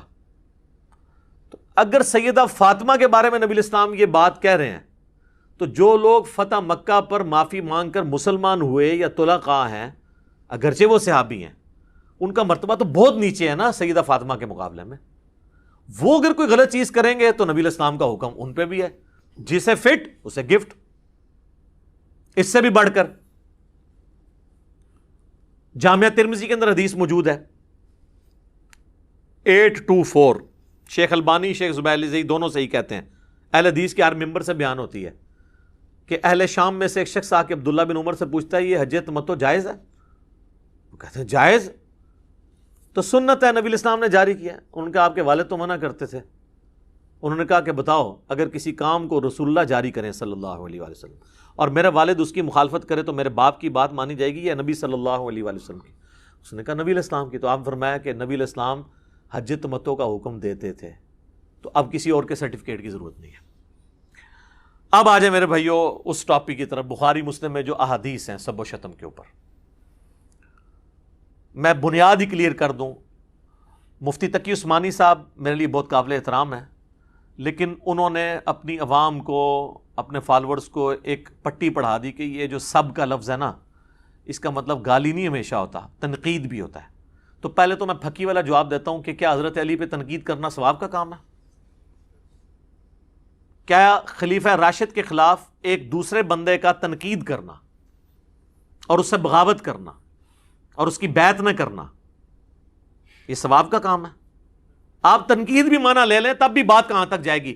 کیونکہ جو حدیث ہے نا ابو داؤد ترمذی ابن ماجہ میں علیکم بسنتی و سنت الخلفاء الراشدین المہدیین اس میں الفاظ ہے تو میرے بعد بہت اختلاف دیکھو گے اور دین میں نئی نئی بدعتوں سے بچنا اور میرے خلفاء راشدین اور میری سنت کو پکڑنا. نبی علیہ السلام نے خلفاء راشدین کے مخالفین کو بدعت پر کہا ہے. بدعت مکفرہ نہیں ہے. اور اس میں بھی الگ بات ہے کہ جو اہل جمل ہیں انہوں نے تو رجوع کر لیا. سیدنا طلحہ زبیر سیدہ عائشہ رضی اللہ عنہم اجمعین کا معاملہ الگ ہے. مسئلہ خوارج کا اور اہل صفین کا اہل شام کا ہے یہ الگ سے ایک ٹاپک ہے. فی الحال میں اس طرف تو سب کا ترجمہ وہ کہتے ہیں جی تنقید یہ گالی تو انہوں نے خود سے بنا لی ہے. اچھا تو سر پھر آپ اس میں بھی کہہ دیا کریں میرے صحابہ کو تنقید مت کرو. وہاں ترجمہ کرتے ہیں سب کا گالی مت دو. ہم یہ کہتے ہیں کہ سب کا ترجمہ مسلم میں خود ہوا ہے. مسلم میں سب نہیں لعنت کے الفاظ موجود ہیں وہ ہم آپ کو حدیث بتاتے ہیں. یہ بخاری میں بھی حدیث ہے. بخاری میں اس کا نمبر ہے 3703 اور مسلم میں ڈیٹیل کے ساتھ ہے 6229. اہل مروان آل مروان جو تھے بنو امیہ ان میں سے ایک شخص مدینے کا حاکم بنتا ہے اور سہل ابن سعد الساعدی کو بلاتا ہے ممبر پر اور کہتا ہے کہ حضرت علی کے بارے میں نازیبا کلمات کہو. وہ انکار کرتے ہیں. وہ سابقون الاولون میں سے ہیں بلکہ وہ شیعان علی میں سے ہیں. بنو امیہ کے دور میں حضرت علی کے فضائل بیان کیا کرتے تھے. بخاری مسلم آپ کھول کے دیکھیں. لوگ ان کو جب حج کے موقع پر ملتے کہ آپ چند اصحاب میں سے ہیں سینئر جو باقی ہیں جنہوں نے رسول اللہ کی صحبت کی تو آپ ہمیں بتائیں تو وہ ایک حدیث سنایا کرتے تھے بڑی گج وج کے کہ اللہ کی قسم میں جانتا ہوں کہ غزوہ احد کے موقع پر جب رسول اللہ کے دانت شہید ہوئے تو کون تھا جو حضور کے زخم دھوتا تھا اور کس نے مرہم پٹی کی. تو کہتے ہیں کہ نبی علیہ السلام کا خون نہیں رکتا تھا تو مولا علی ایک ڈھال میں اس کو الٹا کر کے برتن بنا کے اس میں پانی لے کے آئے اور سیدہ فاطمہ پانی لے کے حضور کا زخم دھوتی تھیں اور وہ جب زخم سے خون رسنا بند نہ ہوا تو انہوں نے کاٹن کا ایک کپڑا جلا کے اس کی راکھ رکھی تو خون رک گیا. اور وہ یہ ہر جگہ چیخ چیخ کے یہ حدیث سناتے تھے کیونکہ بنو امیہ کے دور میں حضرت علی پہ سب و شتم ہو رہا تھا تو وہ حضرت علی کے فضائل بیان کرتے تھے. لہٰذا انہوں نے پھر سوچا کہ یار اسی بندے کو جو مولا علی کا شیعہ ہے اسی سے ہی حضرت علی پہ لعنت کرا دیں تو باقی تو سارے ایکسیپٹ کر لیں گے. قبائلی سسٹم ہے. تو ان کو بلایا گیا سہل ابن سعد الساعدی کو اور کہا کہ تم حضرت علی پہ سب و شتم کرو. تو انہوں نے کہا نہیں کبھی نہیں ہو سکتا ایسے. ان کا چلو تم اگر یہ نہیں کہہ سکتے لعن اللہ ابا تراب کہہ دو. نعوذ باللہ. یہ الفاظ ہیں مسلم 6229 ابو تراب علی ابن ابی طالب پر لعنت. نعوذ باللہ. ابو تراب کا مطلب ہے مٹی والا، اور یہ نام بنو امیہ حقارت سے لیتے تھے، مٹی والا، ہم بھی کسی کو کہیں گے مٹی والا۔ اس پہ پھر سہل ابن سعد نے کہہ لگایا، انہوں نے کہا تم تو حضرت علی کی تنقیص کرتے ہو ابو تراب کہہ کے، بنو امیہ جب ابو تراب کے تو آپ سمجھیں یہ وہ تحقیر سے کہہ رہے ہیں، جبکہ حضرت علی سب سے زیادہ اس نام سے خوش ہوتے تھے۔ ان کے اچھا یہ پھر نام کیسے پڑا؟ انہوں نے کہا ایک دفعہ سیدنا علی اور سیدہ فاطمہ کا میاں بیوی ہونے کے ناطے ایک اختلاف ہوا، تو حضرت علی ناراض ہو کے گھر سے نکل کے، اچھے خاوند ایسے ہی ہوتے ہیں، بیویوں سے جھگڑا ہو تو بیویوں کو نکالنے کے بجائے چپ کر کے سٹ سٹ کے باہر نکل جاؤ، ہم بھی ایسے ہی کرتے ہیں۔ اچھا نبی الاسلام آئے تو آپ نے فاطمہ سے پوچھا، سیدہ فاطمہ سے، علی کدھر ہے تیرے چچا کا لڑکا؟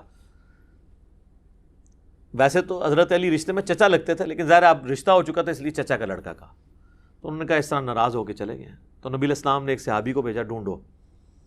سیدنا علی مسجد میں لیٹے ہوئے اور مٹی میں، واپس آ کے نبی الاسلام کو بتایا، اب رسول اللہ صلی اللہ علیہ وسلم نے کیا پروٹوکول دیا ہے، یہ آپ کی عظمت ہے کہ آپ جن سے محبت کرتے ہیں ان کو پروٹوکول بھی دیتے ہیں۔ آپ نے یہ نہیں کہا کہ علی کو بلا کے لاؤ، علی نے خود حاضر ہو جانا تھا قدموں میں، آپ خود چل کے گئے، اٹھایا، جسم سے مٹی جھاڑی، کہا اٹھ ابو تراب، اٹھ ابو تراب، اے مٹی میں لپٹنے والے اٹھ۔ سیدنا علی کو یہ اتنا پسند آیا کہ انہوں نے اپنی کنیت ابو الحسن، حالانکہ لوگ انہیں ابو الحسن کہتے تھے، وہ اسے پسند نہیں کرتے تھے، وہ کہتے مجھے ابو تراب کو۔ تو وہ بنو امیہ کہتے ہیں کہ جی آپ ابو تراب بھی کہہ دو، انہوں نے کہا نہیں کہیں گے۔ تو یہ سب کا ترجمہ جو تقی عثمانی صاحب نے آپ کو پڑھایا ہے نا، تھوڑی کتابیں بھی پڑھ لیں، کتابوں پہ بھی غور کر لیں، مرنے سے پہلے اے مسلمان کر لیں اس پہ غور۔ کتابوں کا خدا اور ہے، بابوں کا خدا اور، کتابوں کا دین اور ہے، بابوں کا دین اور، کتابوں کے دین کو فالو کریں۔ اب آ جائیں میرے بھائیوں صحیح مسلم کی اس حدیث کی طرف۔ انٹرنیشنل نمبر کے مطابق ہے 6220، سعد ابن ابی وقاص رضی اللہ تعالیٰ عنہ، یہ آخر میں فوت ہونے والے بدری اصحاب میں سے 56 ہجری میں حضرت معاویہ کے دور میں فوت ہوئے ہیں۔ صحیح مسلم کے الفاظ ہیں کہ حضرت سعد ابن ابی وقاص حضرت معاویہ کے پاس بیٹھے تھے، تو حضرت معاویہ نے ان کو حکم دیا، امر معاویہ سعدن، معاویہ نے سعد کو حکم دیا، تو انہوں نے انکار کیا اور کہا میں ہرگز،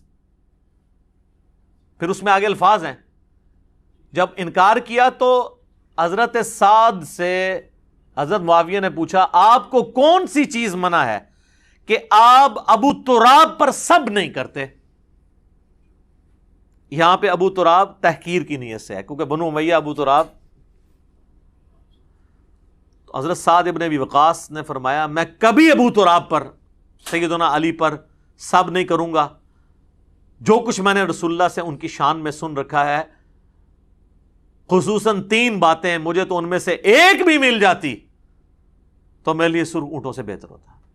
اور سعد وہ ہیں جو عشرہ مبشرہ میں سے ہیں، اور بخاری مسلم کے الفاظ ہیں، مولا علی کہتے ہیں میں نے اپنی زندگی میں صرف سعد کے لیے رسول اللہ کی زبان سے سنا ہے کہ میرے ماں باپ تیرے پہ قربان۔ یہ ماموں بھی لگتے تھے نبی اسلام کے۔ سعد ابن مالک نام ہے ان کا، اور سعد ابن ابی وقاص بھی ہے، کیونکہ ان کے والد مالک کی کنیت ابی وقاص، یہ دونوں ایک ہی صحابی کے نام ہیں۔ اندازہ کریں، جن کو رسول اللہ کہہ رہے ہیں میرے ماں باپ قربان، وہ کہہ رہے ہیں مجھے تو علی والی ایک فضیلت بھی مل جائے نا تو کیا میرے لیے سرخ اونٹوں سے بہتر ہے۔ اچھا، اب یہاں پہ ناسبیوں نے اور سنیوں کا دفاع کرنے والے اماموں میں سے امام نووی جو کوشش کرتے ہیں، وہ کہتے ہیں جی اصل میں تو حضرت معاویہ کے دور میں لوگ حضرت علی پہ سب و شتم کرتے تھے، ہم مانتے ہیں، تو حضرت یہ جو سعد ابن وقاص کو حضرت معاویہ نے حکم دیا تو وہ کسی اور کام کے لیے بلایا تھا، کوئی اور کام کہہ رہے تھے ان کو نا۔ تو اس کے بعد حضرت معاویہ نے پوچھا آپ کو کون سی چیز مانے ہے کہ آپ حضرت علی پہ سب نہیں کرتے؟ تو وہ کہنا یہ چاہ رہے تھے کہ باقی سب لوگ تو حضرت علی کو گالیاں نکالتے ہیں، آپ کیوں نہیں نکالتے؟ مجھے آپ حضرت علی کے کوئی فضائل سنائیں تاکہ میں ان لوگوں کو قائل کروں۔ ہائے ہائے ہائے، اوے کہانیوں اور بناؤ جیڑی کوئی سنی جائے۔ یقین کریں یہ آپ اپنے کسی 5ویں کلاس کے بچے کو بھی بتائیں گے نا، وہ بھی آپ کے اوپر ہنسے گا کہ یار آپ کے بزرگوں کا یہ علمی لیول تھا، یہ امام نووی اس طرح کی کہانیاں کروا کے گئے ہیں، باقیوں کو تو چھوڑ دیں۔ 7ویں صدی ہجری کے اندر بڑا امام ہے جس نے مسلم کی شرح لکھی اور تبویب کی، باب باندھے. اچھا بہرحال وہ ہمارا معاویہ کے بعد ہے کہ معاویہ نے حکم دیا اور سعد ابن ابی وقاص کہہ رہے ہیں کہ میں کبھی بھی یہ کام نہیں کروں گا، تو اسی کا حکم دیا تھا جو مرضی کر لیں. بہرحال ابن تیمیہ کو داد دینی چاہیے، ابن تیمیہ نے مسئلہ حل کر دیا. ابن تیمیہ نے شیعہ کے رد کے اندر منہاج السنہ لکھی ہے جو اہل حدیث دیوبندی ایون بریلوی بھی پیش کرتے ہیں، اردو ترجمہ بھی ہے اس کا، عربی بھی ہے. انہوں نے شیعہ کے جو اعتراضات نقل کیے ہیں نا ان میں اس مسلم کی حدیث کو بھی نقل کیا ہے. وہ اعتراض تو وہ اس سے خلافت کا رزلٹ نکالتے تھے نا، تو انہوں نے اس کا رد کیا، لیکن انہوں نے نا اس حدیث میں خود سے الفاظ ڈالے ہیں جس سے انہوں نے یہ بتا دیا کہ یہ واقعی یہ تھا. انہوں نے پتا کیا کہا، امر معاویہ بسب سعدا، حضرت معاویہ نے حضرت علی پہ سب کرنے کا حکم دیا. یہاں تو الفاظ تھے نا حکم دیا، سب کے الفاظ انہوں نے سب خود ایڈ کیتا ہے، فلنگ دی بلینکس. تو فابا، تو اس نے انکار کر دیا، حالانکہ یہ الفاظ مسلم میں نہیں تھے، لیکن ابن تیمیہ نے ایڈ کر کے منصف مزاج ہونے کا ثبوت دیا ہے. ایک بار کہہ دینا پھر رحمت اللہ علیہ. ویسے تو میں عموماً کہتا ہوں امام ابن تیمیہ المتوفی 728 ہجری، اس پہ بنتا ہے کہ اللہ کی رحمت ہو، اس کی وجہ سے انہوں نے جو تھوڑی بہت ناسبیت پھیلائی یا زیدیت وہ اللہ تعالیٰ معاف کر دے. یہاں پہ انہوں نے حق گوئی کا ثبوت دیا. آمین. اے بولے جے پرانے انہوں نے دلی چالے تک محبت ہے. اچھا جی، تو حضرت سعد ابن وقاص کہتے ہیں میں کبھی نہیں کروں گا. 3 باتیں مجھے ایک بھی مل جاتی. سن، پہلی بات، غزوہ تبوک کے موقع پر نبی علیہ السلام نے علی کو عورتوں اور بچوں پہ چھوڑا تو رونا شروع ہو گیا. یہ پہلا اور آخری موقع تھا کہ حضور کے ساتھ جنگ میں حضرت علی شریک نہیں، ورنہ ہر جنگ میں تھے. تو حضور علیہ السلام نے ان کو تسلی دی کہ کیا تو اس پہ خوش نہیں ہے کہ تیری میرے ساتھ وہی نسبت ہے جو ہارون کی موسیٰ کے ساتھ، جس طرح حضرت موسیٰ علیہ السلام کو طور پہ کہتے ہارون کو چھوڑ گئے تھے اپنی جگہ، مگر میرے بعد کوئی نبی نہیں، نبوت والا سٹیٹس نہیں. پھر ان کا دوسری فضیلت، غزوہ خیبر کے موقع پر نبی علیہ السلام نے فرمایا کل میں اس شخص کے ہاتھ میں جھنڈا دوں گا جو اللہ اور اس کے رسول سے محبت کرتا ہے، اللہ اور اس کا رسول اس سے محبت کرتے ہیں. ہم پوری رات اس شوق میں نہیں سوئے کہ کون خوش نصیب ہوگا. صبح نبی علیہ السلام نے سیدنا علی کو یہ جھنڈا دیا. اور مسلم میں تو آگے الفاظ ہیں 6222 حدیث میں، یہ کٹھی 2 حدیثیں ہیں. اس میں الفاظ ہیں کہ حضرت ابو ہریرہ کہتے ہیں کہ حضرت عمر کہتے ہیں مجھے پوری زندگی کبھی کسی منصب کی خواہش نہیں ہوئی سوائے اس ایک موقع پر.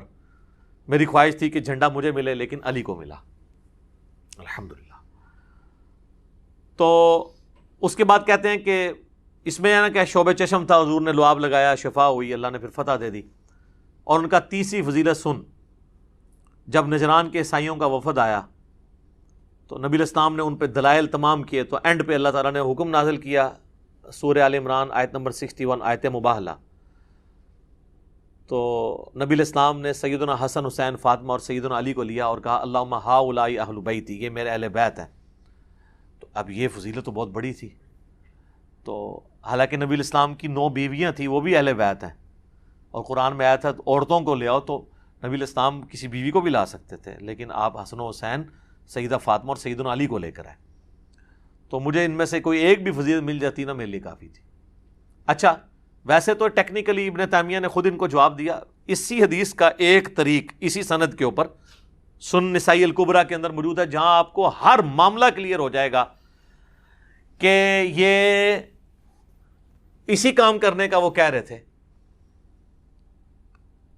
کیونکہ اس طریق کے اندر آتا ہے کہ پھر ان کا بیٹا کہتا ہے کہ جب میرے باپ سعد ابن ابی وقاص نے حضرت معاویہ کو یہ باتیں سنائی نا، تو جتنے دن حضرت معاویہ مدینہ شریف رہے، رسول اللہ صلی اللہ علیہ وآلہ وسلم کے اس عظیم صحابی اور ان کے داماد سیدنا علی بن ابی طالب کے بارے میں ایک جملہ بھی تنقیص کا اپنی زبان سے نہیں نکالا. تو وہی نکالتے تھے نا. ٹھیک ہے. اور ایک طریق اس کا سپورٹیو ابن ماجہ میں بھی ہے، اس میں الفاظ ہیں کہ ایک چوتھی فضیلت بھی بتائی، من کنت مولا فہذا علی مولا. اور اس میں الفاظ ہیں سعد غصے میں آئے اور کہا تو اس کے بارے میں بات کرتا ہے جس کے بارے میں یہ فضیلتیں ہیں. تو غصہ انہی پہ تو کر رہے تھے. اگر وہ فضائل سننا چاہ رہے تھے، آپ آئیں نا ہم سے آ کے فضائل سنیں نا، کہ حضرت علی کے کو فضائل سنائیں، ہم آپ کو کھانا بھی کھلائیں گے. غصہ تو نہیں آپ پہ کریں گے. غصہ ہم جن پہ کرتے ہیں انہی پہ کرتے ہیں، آپ کو پتہ ہے. تو کوئی بات کرنے والی کریں. اچھا یہ سنن نسائی الکبریٰ نا ایک بڑی نیکی کا کام ہوا ہے اس امت کے اندر. میں تھوڑا آپ کو بتا بھی دوں چونکہ یہ سب و شتم کی اکثر احادیث سنن نسائی الکبریٰ میں. میرے بھائیو امام احمد بن شعیب نسائی رحمہ اللہ تعالی المتوفی 303 ہجری، یہ اہل سنت کے بڑے ائمہ میں سے ہیں. بخاری اور مسلم کے بعد روئے ارض پہ اہل سنت کی سب سے صحیح ترین کتاب سنن نسائی ہے. ویسے اس کو ترتیب میں 5ویں نمبر پہ نام لیتے ہیں، بخاری، مسلم، ترمذی، ابو داؤد، نسائی، ابن ماجہ. لیکن صحت کے اعتبار سے سب سے کم ضعیف روایتیں اگر جس کتاب میں ہے نا وہ سنن نسائی ہے، بخاری مسلم کے بعد. امام نسائی نے یہ کتاب لکھی تھی سنن نسائی الکبریٰ، جس میں 11,770 احادیث تھی، 11,770. ہمارے پاس جو سنن نسائی ہے کدھر، ادھر پڑی ہوئی ہے، ادھر پڑی ہوئی ہے یہاں پہ. اس کے ساتھ آپ دیکھیں دارالاسلام والوں نے لکھا ہے سنن نسائی الصغریٰ، یہ چھوٹی سنن نسائی ہے. اس میں حدیثیں ہیں 5,761. یہ ان کے ایک شاگرد تھے امام نسائی کے، امام ابن السنی، کام بھی سنی اللہ انہوں نے کی تھا. اچھا یہ میں ایک جوک کے طور پہ بول رہا ہوں، آپ کو پتہ چل جائے گا کیوں، کیونکہ کچھ اہم چیپٹر تھے جو نکال دیے اس میں سے، تو وہ اس لیے میں کہہ رہا ہوں. ان کا نام بھی سنی تھا، ابن السنی. تو سنیہ دا پتر ابن السنی. تو امام ابن السنی جو تھے المتوفی 364 ہجری، یہ نہ کہنا میں کو گستاخی کی ہے، میں نے ایک علمی اختلاف کر رہا ہوں لائٹر موڈ کے اندر. انہوں نے نا اس کی تلخیص کر کے نا وہ آدھی حدیثیں کر دی، کدھر 11,770 اور کدھر 5,761، اور کچھ اس کے چیپٹر اس میں سے نکال دیے. وہی اصل چیپٹر سن. خیر ہے کوئی مسئلہ نہیں، تسی کڈے نہ سی پھر پا لینے وچ. اچھا دنیا میں یہ کتاب موجود ہے، عربی میں ہے، ابھی تک اس کا اردو ترجمہ نہیں ہوا. الصغریٰ کا ہوا ہے، اس کا نہیں ہوا ہوا کبریٰ کا. دارالکتب العلمیہ بیروت نے چھاپی ہوئی ہے، PDF موجود ہیں، ہم ایک ایک انشاءاللہ اس میں لگائیں گے. اس کے کچھ چیپٹر تھے بڑے امپورٹنٹ. عمل الیوم واللیلہ، صبح شام کے سنت اذکار، جس میں سے ہم نے یہ اپنے اذکار کارڈ میں وہ جو لکھی ہے نا حدیث، وہ دیکھیں سنن نسائی الکبریٰ 9928 نمبر، کہ جو آیت الکرسی فرض نماز کے بعد پڑھ لے وہ مرتے ہی جنت میں داخل ہوگا. نیچے لکھا ہے سنن نسائی الکبریٰ، یہ اس میں تھی. اس کا چیپٹر تھا عمل الیوم واللیلہ. اسی کا ایک چیپٹر ہے وفات النبی، جس میں نبی علیہ السلام کی وفات کے اوپر آپ کا جنازہ کیسے پڑھا گیا، جو آپ کو کہانی کرائے گی جنازہ وہی نہیں. اس میں نے الگ سے 163 مسئلہ ریکارڈ کروایا تھا. ایک اور چیپٹر ہے اس کا نام ہے فضائل قرآن. ایک اور چیپٹر ہے جس کا نام ہے فضائل صحابہ. اور ایک اور چیپٹر ہے جس کا نام ہے خصائص علی، جس کی لکھنے وجہ سے امام نسائی کو شہید کر دیا ناسبیوں نے. اور یہ دارالاسلام والوں نے باقاعدہ سنن نسائی کے تعارف میں لکھا ہے کہ امام نسائی کو محبت اہل بیت کی وجہ سے شہید کیا گیا. وہ جب شام گئے انہوں نے خصائص علی، انہوں نے کہا کہ شامی لوگ حضرت علی کو برا کہتے ہیں، تو انہوں نے حضرت علی کے فضائل بیان کیے. وہ تو یہی سمجھ رہے تھے ہماری طرح کہ اہل حدیث کو آپ قرآن و حدیث سے بتائیں گے تو مان لیں گے. انہوں نے 194 حدیثیں جمع کی، وہاں پہ درس شروع کیا. انہوں نے کہا یہ کون ہے بھائی علی، کیڑا علی؟ انہوں نے کہا بھائی علی علی ہے. انہوں نے کہا بھائی جی کو میرے شام دی کو فضیلت بیان کرو. انہوں نے کہا میرے شام کی تو فضیلت میں کوئی چیز نہیں ہے، وہ برابر چھوٹ بھی جائیں تو بڑی بات ہے. ان کا کوئی تو ہے. انہوں نے کہا ہاں ایک ہے، پھر آپ سن نہیں سکو گے. انہوں نے مسلم کی حدیث سنا دی کہ خدا اس کا پیٹ نہ بھرے. وہ ان پہ ٹوٹ پڑے اور ان کو شہید کر دیا. تو یہ ایک علیحدہ سے ایک ٹاپک ہے. تو اس پہ آپ نے ڈیٹیل سننی ہے تو میرا یوٹیوب پہ کلپ ہے حضرت معاویہ رضی اللہ تعالیٰ عنہ کاتب وحی. تو اس میں نے بتایا تھا کہ یہ کاتب وحی والی روایت بھی آدھی بتاتے ہیں دلائل النبوہ سے. اس پمفلٹ میں نے خیر وہ ساری لکھی ہوئی ہیں. تو امام نسائی کو، اچھا امام نسائی بھی کہا جاتا ہے، زبر سے بھی پڑھا جاتا ہے، دونوں درست ہیں. عموماً امام نسائی کہا جاتا ہے. تو امام نسائی نے یہ چیپٹر لکھا، اس میں خصائص علی بھی تھا. اب یہ ایک ایک کر کے چیپٹر اردو میں آنا شروع ہو گئے ہیں. ہمارے پاس یہ الحمدللہ موجود ہیں سافٹ کاپی. تو خصائص علی کی آپ کو ahlsunnatpak.com پہ مل جائے گی. یہ خصائص علی، یہ سنن نسائی الکبریٰ کا چیپٹر ہے خصائص علی. اس میں سب و شتم والی روایتیں موجود ہیں جو ہم نے پمفلٹ میں سنن نسائی الکبریٰ کے حوالے سے ڈالی ہوئی ہیں. دونوں کے نمبر انشاءاللہ ڈال دیں گے. اور یہ فضائل صحابہ چیپٹر جس میں حضرت ابوبکر، عمر، عثمان و علی اور اشرم بشرا کے فضائل ہیں، اس میں بھی سب و شتم والی روایتیں موجود ہیں. یہ بھی، اور یہ دیکھیں مزے کی بات ہے، ان دونوں کی تحکیم اس بندے نے کی ہے جو شاگرد تو شیخ زبیلی زئی رحمہ اللہ تعالیٰ کا ہے، لیکن اس وقت ناسبیت کا جھنڈا اٹھایا ہوا اس نے، لیکن تحکیم تو ہوئی ہوئی ہے، ہم تو اسی کی تحکیم دکھا رہے ہیں کہ بھئی خود دیکھ لو، ناسبیوں کے لیے بھی دلیل بن جائے گا۔ تو یہ 2 چیپٹر ہیں جی، اس میں وہ روایتیں ساری موجود ہیں، اور یہ دونوں چیپٹر اسی سنن نسائی الکبریٰ کے ہیں۔ تو یہ چیپٹر سنن نسائی الکبریٰ سے جو بندہ نکال دے اسے سنیت کا سرٹیفکیٹ دینا چاہیے نا، کیونکہ اس نے سنیت کی بڑی خدمت کی ہے نا، یعنی وہ جو صدیوں سے پردہ ڈالا جا رہا تھا، تو اس لیے میرے وہ جملہ جو میں نے بولا تھا نا کہ نام سے ابن سنی اور کام بھی سنی لگی تھا، کڈے تھے اے چیپٹر کڈے، خصائص علی اور فضائل صحابہ، اور فضائل صحابہ میں خلفاء راشدین کے بھی فضائل تھے، اشرا مبشرہ کے فضائل تھے، لیکن وہ جو اشرا مبشرہ والے سارے فضائل ہیں نا، اس میں سب و شتم والی روایتیں بھی گندی ہوئی تھیں، انہیں کہا پوری سائڈ تے کر دو۔ واللہ عالم، ہو سکتا ہے میری بدگمانی ہو، لیکن قرائن ہمیں یہ بتاتے ہیں کہ امت کے وسیع تر مفاد میں بڑے بڑے بزرگوں نے اس طرح کے بہت بڑے بڑے کام کیے ہیں۔ وہ آج آپ کو کچھ میں روایتیں بتاؤں گا کہ وہ کیا کیا کام کیے ہیں۔ سنن نسائی الکبریٰ کا تعارف ہو گیا، اب اسی میں سے ایک اور روایت سنیں۔ ایک تابعی کہتے ہیں میں سعد ابن ابی وقاص کو ملنے گیا تو وہ ہم سے پوچھنے لگے کہ میں نے سنا ہے کہ تم سیدنا علی کو گالیاں دیتے ہو۔ میں نے عرض کیا کیا واقعی آپ نے ہمارے متعلق ایسی بات سنی ہے؟ تو انہوں نے فرمایا ہاں ایسا ہی ہے، شاید تم نے بھی ان کو گالی دی ہو۔ میں نے عرض کیا اللہ کی پناہ کہ ہم کبھی کوئی ایسی حرکت کریں۔ تو سعد ابن ابی وقاص نے فرمایا دیکھنا علی ابن ابی طالب کو کبھی گالی نہ دینا، بے شک اگر یہ لوگ میری مانگ یعنی یہ جو سر کے درمیان آرا بھی رکھ دیں اور مجھے دھمکی دیں کہ 2 ٹکڑے کر دیے جائیں گے، اور مجھے کہیں کہ میں علی کو گالی دوں، تو پھر بھی میں علی کو گالی نہیں دوں گا، کیونکہ میں نے خود رسول اللہ سے علی کے فضائل میں بہت کچھ سن رکھا ہے۔ اچھا یہ کون تھے؟ وہ کوئی ایرانی فنڈڈ لوگ تھے جو حضرت سعد کو کہتے تھے کہ علی کو گالیاں دو؟ کوئی سعودی ریال آتے تھے ان کو؟ بنو امیہ تھے؟ اچھا المستدرک للحاکم میں ایک حدیث ہے، ایک تابعی ہیں قیس بن ابو حازم، وہ کہتے ہیں کہ میں مدینہ شریف کے بازار میں گھوم رہا تھا، اسی دوران احجار زیت ایک بازار کا نام تھا، میں وہاں پر پہنچا تو میں نے دیکھا کہ لوگ ایک گھوڑ سوار کے گرد جمع ہے، کوئی بندہ گھوڑے پہ بیٹھا ہوا ہے، اس کے گرد لوگ جمع ہے، اور وہ گھوڑ سوار جو ہے وہ سیدنا علی بن ابی طالب کو گالیاں بک رہا ہے۔ یار دیکھو اندازہ کرو، یہ مسلمانوں کی حالت ہے، اور لوگ اس کے گرد مجمع لگائے ہوئے ہیں۔ اسی دوران سعد ابن ابی وقاص وہاں تشریف لے آئے، وہی سعد، تو وہ مجمع کو چیرتے ہوئے آگے آگے، لوگ بھی ان کے احترام میں ہٹ گئے، ظاہر ہے اتنا بڑا صحابی۔ پھر انہوں نے اس شخص کو مخاطب کر کے کہا کہ تو کس بنیاد پر علی ابن طالب کو گالیاں دے رہا ہے؟ مجھے بتا، کیا علی سب سے پہلے مسلمان نہیں ہوا تھا؟ کیا سب سے پہلا شخص جس نے رسول اللہ کے ساتھ نماز پڑھی وہ علی نہیں تھا؟ کیا دنیا سے سب سے زیادہ بے رغبتی رکھنے والا شخص علی نہیں تھا؟ کیا سب سے بڑھ کر علم رکھنے والا شخص علی نہیں تھا؟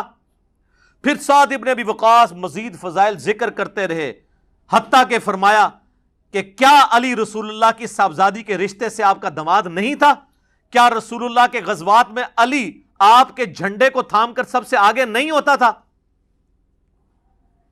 اس میں سے کوئی ایک فضیلت بھی کسی اور بندے کو حاصل ہے اس لیول کی؟ داماد حضرت عثمان ہیں لیکن نسل نہیں چلی، اہل بیت جو ہیں وہ اولاد علی ہے۔ پھر حضرت صاحب نے اپنا منہ قبلے کی طرف کیا اور دونوں ہاتھ اٹھا کر کہا اے اللہ، یہ شخص تیرے ولیوں میں سے ایک ولی کو گالیاں بک رہا ہے، اس ہجوم کے منتشر ہونے سے پہلے اپنی قدرت کا مظاہرہ دکھا۔ سیدنا قیس بن ابو حازم کہتے ہیں ہم ابھی منتشر بھی نہ ہوئے تھے کہ اس گستاخ کی سواری نے اس کی سواری زمین میں دسنے لگی، تو اس سواری نے اس کو زمین پر پٹخ دیا، اس کی کھوپڑی ایک پتھر پر جا کر لگی اور وہیں پر اس کا بھیجا باہر نکل آیا اور وہ مر گیا۔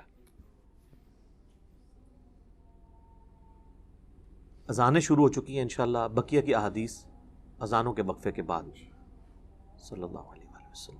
ہاں جی جناب، اگلی حدیث سنن ابی داؤد سے ہے، انٹرنیشنل نمبر ہے اس کا 4648۔ یہ وہ عشرہ مبشرہ والی حدیث، 10 جنتی صحابہ ایک مجلس میں۔ اب دیکھیں یہ حدیث بھی یہ لوگ پوری نہیں بیان کر سکتے. جو میں آپ سے کہہ رہا تھا نا کہ یعنی پردہ ڈالا جاتا ہے, تو اس میں بھی آپ دیکھیں امام ابو داؤد نے ان لوگوں کے نام چھپا لیے ہیں جو بیچ میں تھے اور فلاں فلاں کر کے بات کی ہے. الفاظ دیکھیں, عبداللہ بن ظالم تابعی بیان کرتے ہیں کہ جب فلاں شخص کوفے میں آیا تو اس نے فلاں شخص کو خطیب مقرر کیا. یار وہ جو آئے ہیں وہ بندے کا نام ہی ہوئے گا نا, ٹھیک ہے. وہ پھر سنن نسائی الکبریٰ کے جو چیپٹر ہے اس میں آپ کو کھلے گا, جو چیپٹر امام ابن السنی نے نکالا تھا. پتہ چلا وہ کیوں نکالا تھا چیپٹر, تاکہ یہ فلاں فلاں والا بھی معاملہ. لیکن امام نسائی کا یہ چیپٹر تو آ چکا ہے نا جی, عربی میں تو پہلے سے تھا. یہ دونوں سسپینس ہیں, یہ فلاں فلاں کون تھا وہ اگلی روایت میں. ابھی آپ مزہ لیں اس کا. وہ کہتے ہیں جب فلاں شخص آیا تو پھر سیدنا سعید ابن زید نے میرا ہاتھ پکڑا, حضرت عمر کا بہنوئی. اس ظالم کو دیکھ رہے ہو؟ کس کو ظالم کہہ رہے ہیں؟ جو حضرت علی پہ سب و شتم کر رہا ہے. ٹھیک ہے.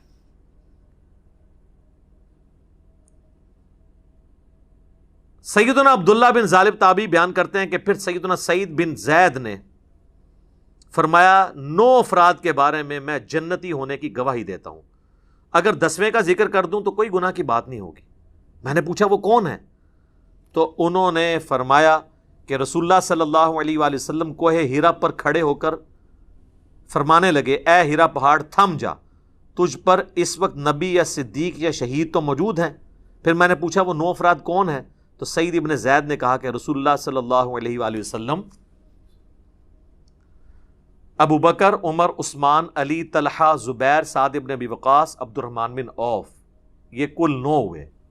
اس میں حضرت ابو عبیدہ ابن جرح کا نام نہیں ہے. ابو عبیدہ ابن جرح کا نام جو ہے نا وہ ترمذی والی حدیث ہے 3747 عبد الرحمن بن عوف سے, اس میں ہے. اور ایک دوسرا شخص جو 10واں ہے وہ بھی جنت میں. تو ان کا یہ وہ 10واں کون ہے؟ تو پہلے تو انہوں نے کوشش کی کہ نہ بتایا جائے. ان کا 10واں میں ہوں, سعید ابن زید. اچھا جی, یہی حدیث جب آئی ہے نا سنن نسائی الکبریٰ میں, جس میں امام داؤد نے لکھا فلاں شخص فلاں کو ملنے ادھر آیا تو اس نے فلاں کو کھڑا کیا. اب سنیں وہ کیا کہتے ہیں. سیم سند ہے. عبداللہ بن ظالم تابعی رحمہ اللہ بیان کرتے ہیں کہ جب حضرت معاویہ بن ابی سفیان کوفے میں آئے تو حضرت مغیرہ ابن شعبہ نے کچھ خطیب مقرر کیے. یہ دونوں فلاں فلاں نام آگے, جو کہ سیدنا علی پر زبان درازی کر رہے تھے.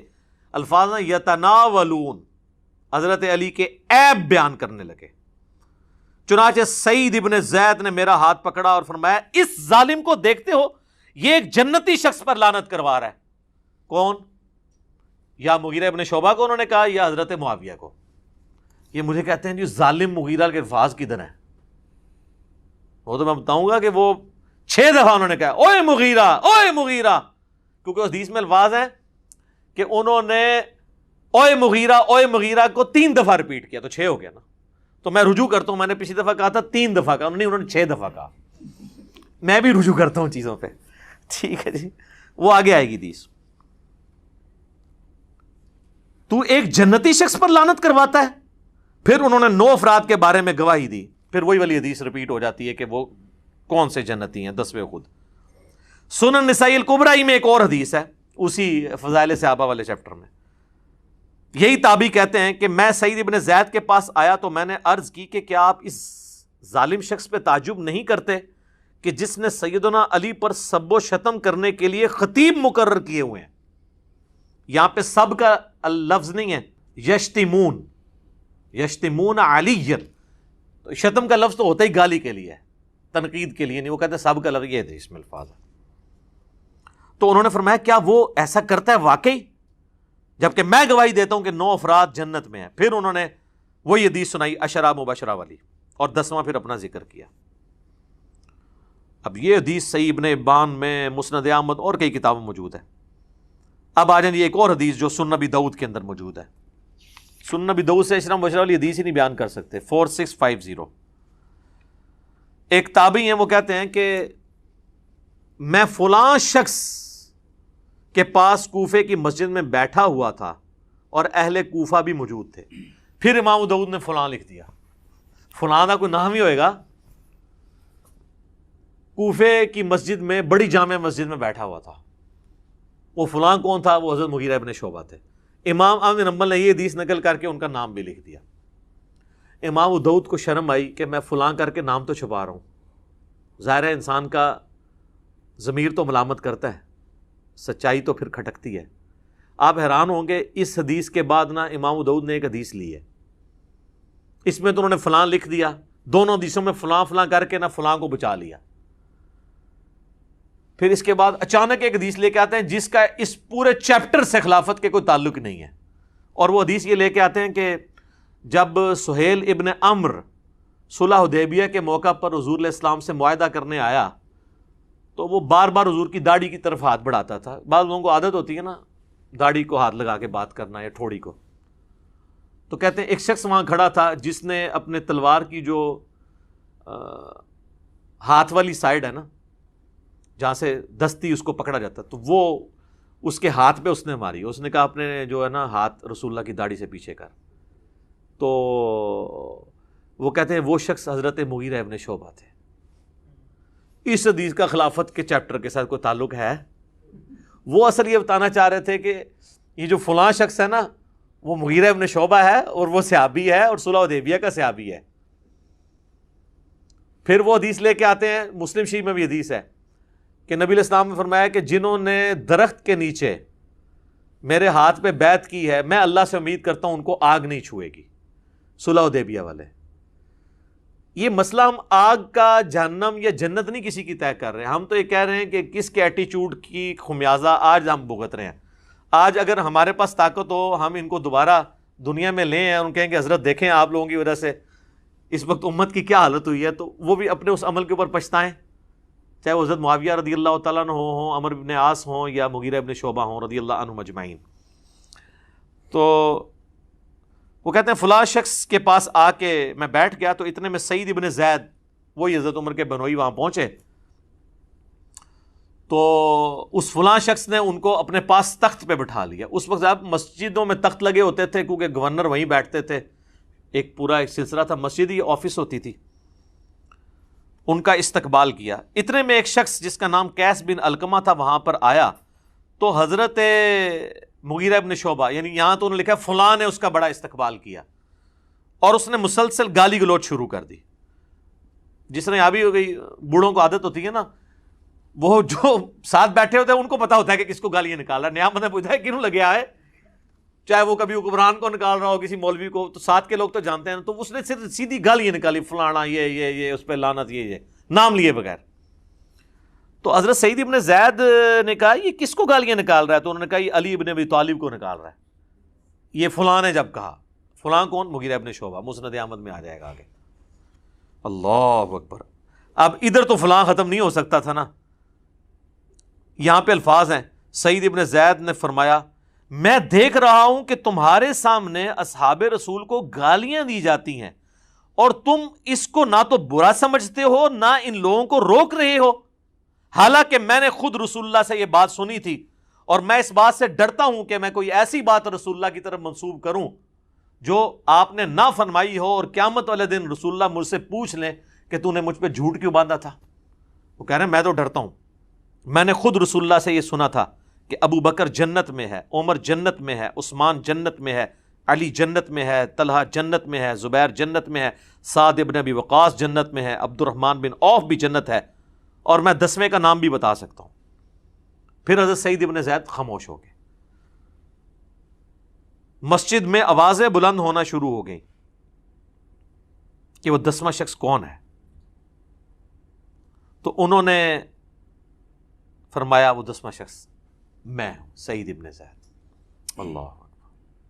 پھر فرمایا تم سب سن لو, رسول اللہ کی مائیت میں کسی صحابی کا چہرہ غبار آلود ہونا تم میں سے کسی کے سارے عمر کے نیک اعمال کرنے سے بہتر ہے, خواہ اسے سیدنا نوح علیہ السلام جتنی عمر ہی کیوں نہ دے دی جائے. یہ آپ کو حدیثیں تو بیان کرتے ہیں, آپ کو یہ نہیں بتاتے یہ حدیثیں کن لوگوں کو سنائی جاتی تھی, جن لوگوں کا آپ دفاع کر رہے ہیں اور جن کے فضائل آپ کو سنانے چاہیے ان کے فضائل سنانے کو آپ رافضیت کہتے ہیں. تو پھر سب سے بڑے رافضی تو سعید ابن زید ہوئے, نعوذ باللہ. یہی حدیث پھر مسند احمد میں میں نے پورا اس کا ایک طریق نقل کیا، اس میں الفاظ موجود ہیں، اور اس میں الفاظ ہیں جب وہ گالیاں دیتا ہے نا وہ قیس بن علقمہ، تو حضرت سعید ابن زید غصے میں کہتے ہیں اوئے مغیرہ، اوئے مغیرہ، اور حدیث کے الفاظ ہیں وہ 3 دفعہ کہتے ہیں، یعنی 6 ہو گئے. تو کہتے ہیں یہ کہاں؟ وہ کہتے ہیں جی صحابی سے اس طریقے سے تو نہیں بات کر سکتا تھا. یار حضرت علی پہ لعنت ہو رہی ہو تو یہ کہا جائے گا کہ پیارے مغیرہ بھائی جان یہ کیا کر رہے ہیں آپ؟ آگ ہی لگے گی نا ایک سابقون الاولون میں سے سعید ابن زید کو. ٹھیک ہے، اللہ اکبر. پھر انہوں نے پوری وہ حدیث بیان کر دی. ایک اور حدیث سنن نسائی الکبریٰ کے اندر ہے، وہی فضائل صحابہ والے چیپٹر میں. اس میں تو واضح الفاظ ہیں کہ وہی تابعی عبداللہ کہتے ہیں کہ حضرت مغیرہ نے خطبہ دیا اور اس میں سیدنا علی کو سب و شتم کا نشانہ بنایا، تو اس پہ سعید ابن زید نے فرمایا میں گواہی دیتا ہوں کہ میں نے رسول اللہ سے خود سنا تھا، اے ہیرا پہاڑ تھم جا، تجھ پر اس وقت نبی، صدیق اور شہید ہی تو ہیں. پھر نبی علیہ السلام نے فرمایا ابو بکر، عمر، عثمان، علی، طلحہ، زبیر، سعد ابن ابی وقاص، عبد الرحمن بن عوف اور سعید ابن زید سب جنت میں ہیں. عشرہ مبشرہ کی رٹ لگائی ہوتی ہے اہل سنت کے ہاں، یہ عشرۃ مبشرۃ حدیث بھی نہیں 10 جنتی صحابہ کی بیان کر سکتے، آدھی بیان کرتے ہیں. ایک اور حدیث سنن نسائی الکبریٰ کے اندر یہی تابعی کہتے ہیں کہ میں سعید ابن زید کے سامنے بیٹھا تھا تو وہ فرمانے لگے ہمارے حکمران ہمیں حکم دیتے ہیں کہ ہم اپنے بھائیوں پر لعنت کریں. الفاظ ہیں نلعن اخواننا، یہ کہتے ہیں سب کا مطلب تنقید ہے، اس میں لعنت کے الفاظ ہیں. اور بے شک ہم تو کبھی لعنت نہیں کریں گے بلکہ ہم تو ان کے لیے اللہ کی بارگاہ میں دعا ہی کریں گے. میں نے رسول اللہ سے خود یہ بات سنی تھی کہ آپ فرما رہے تھے ان قریب میرے بعد بہت فتنے ہوں گے. بنو امیہ کو سعید ابن زید کہہ رہے تسی وہی فتنے ہو جڑے حضور نے دسے سن، ساڑھے تے مسلط ہو گے. اور ایسے ایسے ہوگا. اسی دوران ایک شخص وہاں آیا اور اس نے سعید ابن زید سے کہا میں تو حضرت علی سے دنیا میں ہر چیز سے بڑھ کے محبت کرتا ہوں. ہم تو کہہ رہے ہیں سبحان اللہ، یہ لوگ ہوتے کہتے ہیں اس کو ایران سے فنڈ آتا ہے، رسول اللہ سے بھی بڑھ کے محبت کرتا ہے. یقیناً رسول اللہ سے بڑھ کے نہیں کرتا. نہیں اور باقیوں کدھر گئے؟ یہ تو رافضیت شیعت والی باتیں ہیں. سعید ابن زید کو جب اس نے کہا نا کہ یہ تو لعنت کرواتے ہیں اور میں علی کو ہر چیز سے بڑھ کر محبوب رکھتا ہوں، اس پر سعید ابن زید نے کہا تمہیں بشارت ہو، تم ایک جنتی انسان سے محبت کرتے ہو. پھر سعید نے کہا سنو، رسول اللہ سے میں نے خود سنا تھا ابو بکر، عمر، عثمان، علی، طلحہ، زبیر، عبد الرحمن بن عوف، سعد ابن ابی وقاص یہ سب جنت میں ہیں. اگر چاہوں تو 10ویں کا نام بھی بتا سکتا ہوں. 10ویں وہ خود تھے. پھر جب لوگوں نے زور لگایا تو پھر انہوں نے اپنا نام بتایا. ایک اور حدیث ہے سنن نسائی الکبریٰ کے اندر اور یہ ابو داؤد کے اندر موجود ہے. عبد الرحمن تابعی کہتے ہیں کہ سعید ابن زید حضرت مغیرہ ابن شعبہ کے پاس بیٹھے تھے تو حضرت مغیرہ نے حضرت علی کے بارے میں نازیبا الفاظ کہے تو سعید ابن زید وہیں پر کھڑے ہوئے اور فرمایا میں رسول اللہ سے خود یہ سن چکا ہوں کہ اہل قریش میں سے 10 لوگ جنتی ہیں، رسول اللہ، ابو بکر، عمر، عثمان. اچھا اس میں انہوں نے حضرت علی کا نام حضرت عثمان سے بھی پہلے لے دیا کیونکہ ان پہ سب و شتم ہو رہا تھا. شیخین کی فضیلت پہ تو اہل سنت کے ہاں اتفاق ہے، لیکن حضرت علی اور عثمان والی فضیلت جو ہے اس میں اختلاف پایا جاتا ہے. تو یہاں انہوں نے حضرت علی کا نام پہلے لیا، حضرت عثمان، طلحہ، زبیر، عبد الرحمن بن عوف، سعد ابن ابی وقاص اور پھر اپنا بھی ذکر کیا. اب میں اس کو کنکلوڈ کرتا ہوں. میرے بھائیو مسند احمد میں ایک حدیث ہے، اس کی صحت میں اختلاف ہے. مشکات میں بھی حضرت علی کے چیپٹر میں حدیث ملتی ہے کہ جس نے علی کو گالی دی رسول اللہ نے فرمایا اس نے مجھے گالی دی. اب جو نبی علیہ السلام کو گالی دیتا ہے اس کا معاملہ پھر کیا ہوگا؟ اس کی سند پہ اختلاف ہے، لیکن شیخ زبیر لیزئی صاحب اللہ تعالیٰ ان کی قبر کو نور سے بھر دے، ان کو نیک کاموں کا اجر دے، انہوں نے بڑا انصاف کیا. انہوں نے مشکات میں حدیث آئی نا تو اس کی فوٹ نوٹ پہ لکھا کہ اس کی سند تو ضعیف ہے، لیکن جو روایت مسند ابی یعلا میں موجود ہے، جو الموجب الصغیر طبرانی میں بھی ہے، اور سنن نسائی الکبریٰ جس کو امام ابن سنی نے جو چیپٹر نکال دیا تھا اس کے اندر بھی موجود ہے، خصائص علی اور یہ والا چیپٹر 2، یہ خصائص علی والے چیپٹر میں، کہ ابو عبداللہ تابعی بیان کرتے ہیں کہ ام المومنین سیدہ ام سلمہ جو ہماری ماں سب سے آخر میں فوت ہوئی ہیں، واقعہ کربلا کے بھی 3 سال بعد 64 ہجری میں واقعہ کربلا ان کی زندگی میں ہوا ہے. ام سلمہ وہ کہنے لگی کہ تمہارے ممبروں پر رسول اللہ کو گالیاں دی جاتی ہیں. تو تابعی کہنے لگا معاذ اللہ، یہ کیسے ہو سکتا ہے؟ تو انہوں نے کہا کیا تم حضرت علی اور ان سے محبت کرنے والوں کو گالیاں نہیں دیتے ہو؟ یہ کہتے تھے علی پر لعنت نعوذ باللہ، علی سے محبت کرنے والوں پر لعنت نعوذ باللہ۔ تو ام سلمہ نے کہا کہ تم رسول اللہ کو گالیاں دے رہے ہو، کیا تم یہ نہیں کہتے ہو علی اور اس سے محبت کرنے والوں پر لعنت؟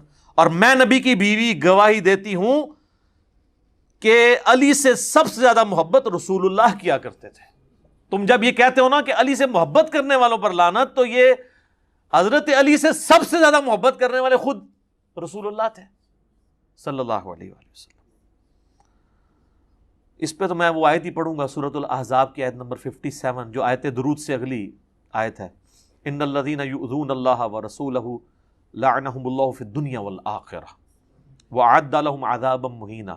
بے شک جو لوگ اللہ اور اس کے رسول کو تکلیف دیتے ہیں ان پر اللہ کی لعنت ہے، دنیا میں بھی اور آخرت میں بھی، اور اللہ تعالیٰ نے ان کے لیے ذلیل و خوار کر دینے والا عذاب تیار کر رکھا ہے، والعیاذ باللہ تعالیٰ۔ اللہ کی لعنت ہے جو یہ حرکت کر رہے ہیں، ہم لعنت نہیں بھیجتے، ہمیں نبی الاسلام نے اس سے منع کیا ہے۔ ہم جھوٹے کو بھی ڈائریکٹ نہیں کہیں گے کہ تو لعنتی ہے، ہم یہ کہیں گے تیرے اس عمل کی وجہ سے تو لعنت کا مستحق ہوا۔ یہ ایک شرعی مسئلہ آپ یاد رکھیں۔ ہمارا جو اختلاف ہے نا روافظ کے ساتھ، غالی شیعوں کے ساتھ، وہ یہ ہے کہ آپ لعنت آپ نہ بھیجیں، جس نے کیا وہ خود بھگتے گا، اور جو فوت ہو چکا وہ اپنے انجام کو ویسے ہی پہنچ چکا، ضرورت ہی نہیں ہے۔ آخر میں 2 حدیثیں بیان کر کے اس ٹاپک کو میں کنکلوڈ کرتا ہوں، ورنہ تو گھنٹوں بولا جا سکتا ہے۔ صحیح مسلم میں 240 نمبر حدیث ہے، سیدنا علی کہتے ہیں کہ اس رب کی قسم جس نے دانے کو پھاڑ کر اناج کو اگایا اور مخلوقات کو پیدا کیا، نبی امی نے مجھ سے یہ عہد لیا تھا کہ اے علی، صرف مؤمن ہی تجھ سے محبت رکھے گا اور صرف منافق ہی تجھ سے بغض رکھے گا۔ محبت علی از دا لٹمس ٹیسٹ آف ایمان۔ میں اس کی انجینئرنگ نہیں کرتا اس حدیث کی، جس سے فٹ اسے گفٹ، بس میں اسی کے اوپر اس کو کنکلوڈ کرتا ہوں۔ اور آخری حدیث جو مسند احمد میں مرفوع روایت بھی موجود ہے، مشکات کے اندر بھی موجود ہے، کہ نبی الاسلام نے فرمایا تھا اے علی، تم میری امت میں عیسیٰ ابن مریم کی مثل ہو۔ عیسائی ان کی شان میں غلو کر کے برباد ہو گئے، اور یہودی ان کی گستاخی کر کر برباد ہوئے، حتیٰ کہ ان کی والدہ پر بھی تہمت لگائی۔ اور اس کے ساتھ یہ الفاظ ہیں، حضرت علی کہتے ہیں میرے بارے میں بھی 2 طرح کے لوگ تباہ ہو جائیں گے، میری محبت میں غلو کر کے اور میری دشمنی میں۔ اس کی روایت کی سند پہ اختلاف ہے، لیکن اس کو سپورٹیو حدیث فضائل صحابہ احمد بن حنبل کی کتاب میں 2 روایتیں ہیں، حضرت علی سے موقوفاً خود حضرت علی کہہ رہے ہیں، اور جب غیبی خبر کوئی صحابی بیان کر رہا ہو تو یہ امپلائیڈ ہوتا ہے کہ نبی نے ہی ان کو خبر دی ہے، کیونکہ علم الغیب اللہ کی طرف سے صرف نبیوں کو عطا ہوتا ہے جو غیبی خبریں ملتی ہیں۔ سورہ آل عمران کی آیت نمبر 179 ہے نا، کہ اللہ کی یہ شان نہیں کہ تمہیں غیب پر مطلع کرے، مگر وہ اپنے رسولوں میں سے جسے چاہتا ہے چن لیتا ہے، پھر ان کو غیبی خبریں دیتا ہو۔ تمہارا کام ہے کہ تم رسولوں پر ایمان لاؤ، ان کی غیبی خبروں پر۔ تو مولا علی کہتے ہیں کہ فضائل صحابہ احمد بن حنبل کی کتاب میں کہ میری وجہ سے 2 فرقے گمراہ ہوں گے اور میری وجہ سے 2 فرقے دوزخ میں جائیں گے۔ یہ دونوں الفاظ ہیں، ایک میری محبت میں غلو کر کے اور ایک میری دشمنی میں، یعنی رافضی اور ناصبی۔ رافضیوں کی اکثریت جو محبت میں غلو کرتے ہیں اہل تشیع میں پائی جاتی ہے، اور ناصبیوں کی اکثریت اہل سنت میں پائی جاتی ہے، اگرچہ اہل سنت میں ان کی کتے کی بھی اوقات نہیں ہے، لیکن وہ اپنے آپ کو چھپا کر لانچ کرتے ہیں، اور پھر ہمارے جیسے لوگ بھی دنیا میں موجود ہیں تو جو ان کو ننگا کر دیتے ہیں۔ بہرحال پریکٹیکلی مجھ سے لوگ اکثر پوچھتے ہیں، چلے آج میں یہ بھی ٹروتھ ریویل کر دیتا ہوں کہ جی ہم بار بار یہ نعرہ لگاتے ہیں کہ نہ میں وہابی، نہ میں بابی، نہ ہم سو کالڈ وہابی ہیں، کوئی علمی بات کرے اسے وہابی کہتے ہیں، نہ ہم بابی ہیں، بابوں کا دفاع کرنے ہیں۔ اور بابی میں یہ سارے فرقے شامل ہیں، بریلوی، دیوبندی، اب تو خیر اہل حدیث بھی شامل ہو گئے، اور شیعہ جو اپنے بابوں کے پیچھے چلتے ہیں۔ نہ میں وہابی، نہ میں بابی، میں ہوں مسلم علمی کتابی۔ بہرحال اگر ہم سے کوئی مین سٹریم جو امت میں 2 دراڑیں ہیں، سنی اور شیعہ، اس میں پوچھے تو ہم کہیں گے ہم اہل سنت کے منہج پہ ہیں، انہی کی کتابیں ہم نے رکھی ہیں۔ اس کی وجہ ہے کہ پریکٹیکلی اہل سنت کا جو منہج ہے اس کو اللہ نے یہ غیبی تائید اس کے ساتھ کر دی ہے کہ اہل سنت میں ڈومیننٹ اکثریت اہل بیت سے محبت کرنے والی، اور ایون اہل بیت سے محبت کرنے والے لوگ بھی اپنے جذبات میں حد کو کراس کرتے ہوئے بنو امیہ پر لعنت نہیں کرتے۔ یا نعوذ باللہ یہاں پہ جو ناسبی بھی ہیں وہ بھی یعنی حضرت علی پہ سب و شتم کا نہیں سوچ سکتے، منہ چھپاتے پھرتے ہیں. لیکن اس کے اگینسٹ شیعہ میں ممبر ڈومیننٹ ان لوگوں کے ہاتھ میں جو خلفائے ثلاثہ پر یا حضرت معاویہ پر، عمر بن عاص پر، مغیرہ ابن شعبہ رضی اللہ عنہم اجمعین پر لعنت کرتے ہیں. میں قطعاً نہیں کہتا آپ ان سے علمی اختلاف نہ رکھیں، بلکہ واللہ شاید میرا علمی اختلاف آپ سے زیادہ ہو ان کے ساتھ. آپ کا جذباتی اختلاف ہے، میرا علمی ہے. اور رہی اہل بیت کی محبت، تو میں دنیا میں کسی سو کالڈ شیعہ سے اپنی محبت اہل بیت بھی ایکسچینج کرنے کے لیے تیار نہیں ہوں الحمدللہ. تو ہمیں کسی سرٹیفکیٹ لینے کی ضرورت نہیں ہے. لیکن یہ بات ماننے والی ہے کہ اہل سنت کے منہج کے ساتھ اللہ کی غیبی تائید ہے. عمر بن عبدالعزیز جیسے مجدد نے اس فتنے کا قلع کما کیا، یہ سب و شتم والے کا، آج تک دوبارہ اس فتنے نے سر نہیں اٹھایا الحمدللہ. اور آج بھی دیکھ لیں اللہ کے فضل سے غدیر خم پہ یہ پلیٹ فارم کھڑا ہے، قرآن کو بھی پکڑا ہوا ہے اور اہل بیت کو بھی. اہل بیت کا بھی دفاع اس پلیٹ فارم سے ہو رہا ہے، قرآن کی توحید بھی اس پلیٹ فارم سے بیان ہو رہی ہے. اہل بیت کے دفاع کے اندر علمی پلیٹ فارم کون سا ہے؟ سنی شیعہ کو پیش کرے نا. تو اللہ کے فضل سے یہ جو اسلام کی نشت ثانیہ ہو رہی ہے، امام محمد بن عبداللہ المہدی کی تیاریاں شروع ہو رہی ہیں، اس کے لیے دنیا کو اس پیج پہ آنا تھا. ادروائز تو یقین کریں کہ آپ ذرا، میرا ایک معصومانہ سوال ہے، کیا امام مہدی دنیا میں آ کر حضرت فاطمہ کی اولاد سے ہو کر حسن و حسینی ہو کر یزید کو رحمۃ اللہ علیہ کہہ رہے ہوں گے؟ آپ امیجن کر سکتے ہیں؟ اور یہاں تو لوگ اپنے جھوٹے لیڈروں کے دشمنوں کو گالیاں نکالتے ہیں، اپنے جھوٹے لیڈروں اور اپنے جھوٹے آباء اجداد کے دفاع کے لیے. جن کے آباء اجداد ہی سچے ہیں، جن کے گھر سے ہمیں دین ملا ہے، ان کی اولاد میں مسلمانوں کا امام جو پیدا ہوگا وہ یہ کہے گا کہ یزید ٹھیک تھا اور حسین جو ہے نعوذ باللہ باغی تھا، یا دونوں ٹھیک تھے؟ یا وہ یہ کہے گا کہ مولا علی نے جنگ جمل صفین اور نہروان جو باغیوں کے خلاف لڑی ہے وہ غلط لڑی ہے؟ نہیں. تو اس سے پہلے اس چیز کی ضرورت تھی کہ راہ ہموار ہو. تو دیکھیں سر کیسی راہ ہموار ہوئی ہے. آپ کیا سمجھتے ہیں صرف 50% جو مسلمان اردو سپیکنگ ہیں ان تک یہ دعوت پہنچ رہی ہے؟ نہ سر نہ. ہمارا یہ ریسرچ پیپر عربی میں بھی لوگوں نے فوٹو کاپی کرا کے عربیوں کو دیا ہے. اللہ کے فضل سے ان کے منہ سے بھی جھاگ نکلی ہے یا انہوں نے سچائی قبول کی ہے. اور عرب کے اندر بھی کئی اسکالر ہیں جو سچائی بیان کر رہے ہیں. تو اگر سنی میں آ گئے تو شیعوں نے نہیں ماننا امام مہدی کو، اور شیعوں میں آ گئے سنیوں نہیں ماننا. تو انشاءاللہ دونوں میں نہیں آئیں گے، وہ انشاءاللہ بکش مسلمان ہوں گے. ٹھیک ہے نا؟ اب میں نہیں کہتا میری نسبت ان کو کوئی حاصل ہو جائے گی نعوذ باللہ. میں کہہ رہا ہوں ہم ان کے خدمت گار ہیں، ان کے لیے گراؤنڈ پرووائڈ کر رہے ہیں اللہ کے فضل سے.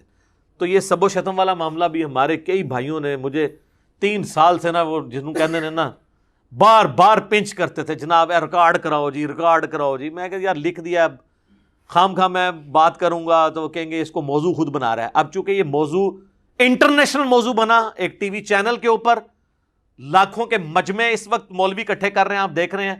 اور وہ تنظیمیں جو بینڈ تھیں وہ دوبارہ سے سر اٹھا کے اسی کو کی پلی لے کر تو دوبارہ سے معاملے کو اچھال رہی ہیں. تو مجھے یہ موقع غنیمت ملا کہ میں ان تک بھی، وہ بیچارے مخلص لوگ ہیں، میں نہیں کہتا ان کے اخلاص میں شک ہے، بیچارے روتے ہیں صحابہ کی محبت میں، لیکن ان کو یہ نہیں پتا کہ وہ ان میں سے بعض ان لوگوں کی محبت میں بھی رو رہے ہیں کہ سارا کیا کرائی ان لوگوں کا ہے. تو جب ان کو حقیقت بتائی جائے گی نا کہ یار یہ جو سب و شتم والی بدعت ہے یہ شروع کس نے کی تھی، تم یہ نعرہ جو لگاتے ہو، مجھے یہ نعرہ بہت پسند ہے، خلافت راشدہ حق 4 یار. بس حق 4 یار تک رو یار، آگے نہ جاؤ. اور پھر حق 4 یار کا پھر حق ادا کرو. ان 4 یاروں کے خلاف جو کھڑا ہوا ہے نا، پھر اس کو سپورٹ نہ کرو. سیدنا علی اور بنو امیہ کہ وہ لوگ جو حضرت علی کے مخالفین تھے، ان کی محبت ایک دل میں جمع نہیں ہو سکتی. ایک تو آپ وہ سیف سائڈ کریں کہ مولا علی کی محبت ایمان کا حصہ ہے. 240 صحیح مسلم کی حدیث. پھر بھی آپ کی تسلی نہ ہو تو ہم آخر میں آپ کے لیے دعا کریں گے کہ اللہ تعالیٰ آپ کا حشر بنو امیہ اور بنو عباس کے ساتھ کرے، اور ہمارا حشر اللہ تعالیٰ اہل بیت کے ساتھ سیدنا علی، حسن حسین اور سیدہ فاطمہ کے ساتھ کرے. آمین کہہ دو تسی، آمین جو کبھی نہیں رہو گے اس تو بعد. آمین یہ لوگ نہیں کہہ سکتے، یہ کانفیڈنس ہی لوز کر جاتے ہیں. ویسے آپ کو کبھی قسطنطینیہ والی بشارت جو ہے وہ یزید پہ فٹ کریں گے، کبھی سمندری جہاد والی جو ہے وہ کسی اور پہ فٹ کریں گے، اور فلاں پر. فلاں والی فلاں پر، فلاں والی فلاں پر. تو اس طریقے سے نہیں ہوگا. ہم کسی کی آخرت کا فیصلہ کرنے یہاں نہیں بیٹھے. آخرت کا معاملہ اللہ کا ہے. اللہ چاہے اپنے بندوں کو پکڑے چھوڑ دے.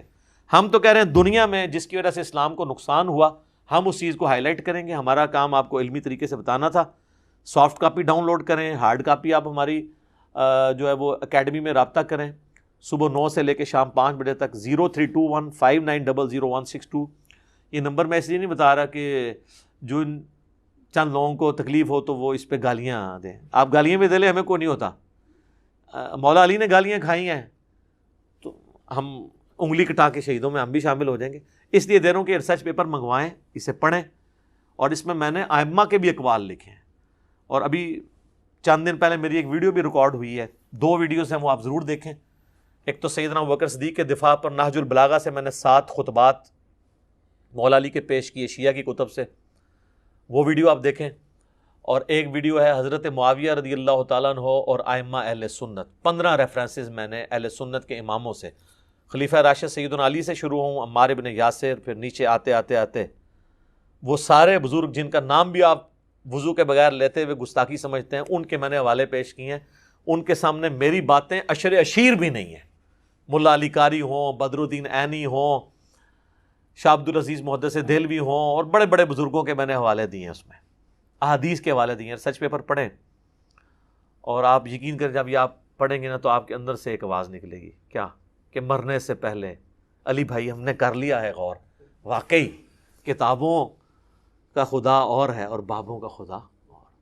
تو یہ ہم اس لیے کہہ رہے ہیں کہ مرنے سے پہلے اے مسلمان کر لے اس پہ غور. کتابوں کا خدا اور ہے، بابوں کا خدا اور. کہنے کو تو دین سب کا اسلام ہے، لیکن کتابوں کا جہاں اور ہے، بابوں کا جہاں اور. اور جب یہ تو راگ لاپے گا تو ایک دن آئے گا تیرے اندر سے آواز نکلے گی. کیا کہ نہ میں وہابی نہ میں بابی، میں ہوں مسلم علمی کتابی. ٹھیک ہو گیا جی. اللہ تعالیٰ سے دعا ہے جو حق بات میں نے کہی اللہ تعالیٰ ہمارے دلوں میں راسخ فرمائے. اگر جذبات میں میرے منہ سے کوئی غلط بات نکل گئی تو اللہ تعالیٰ ہمارے دلوں سے اسے دھو ڈالے، ہمیں معاف بھی کر دے. ہمیں کتاب و سنت کی تعلیمات پر عمل کر کے دوسرے بھائیوں تک پہنچانے کی توفیق عطا فرمائے. قیامت والے دن ہمارا ساتھ نبی صلی اللہ علیہ وآلہ وسلم، ان کے اہل بیت علیہم السلام اور ان کے خلفائے راشدین اور صحابہ اکرام علیہم رضوان کے ساتھ کرے. آمین ثم آمین. وما علینا الا البلاغ المبین.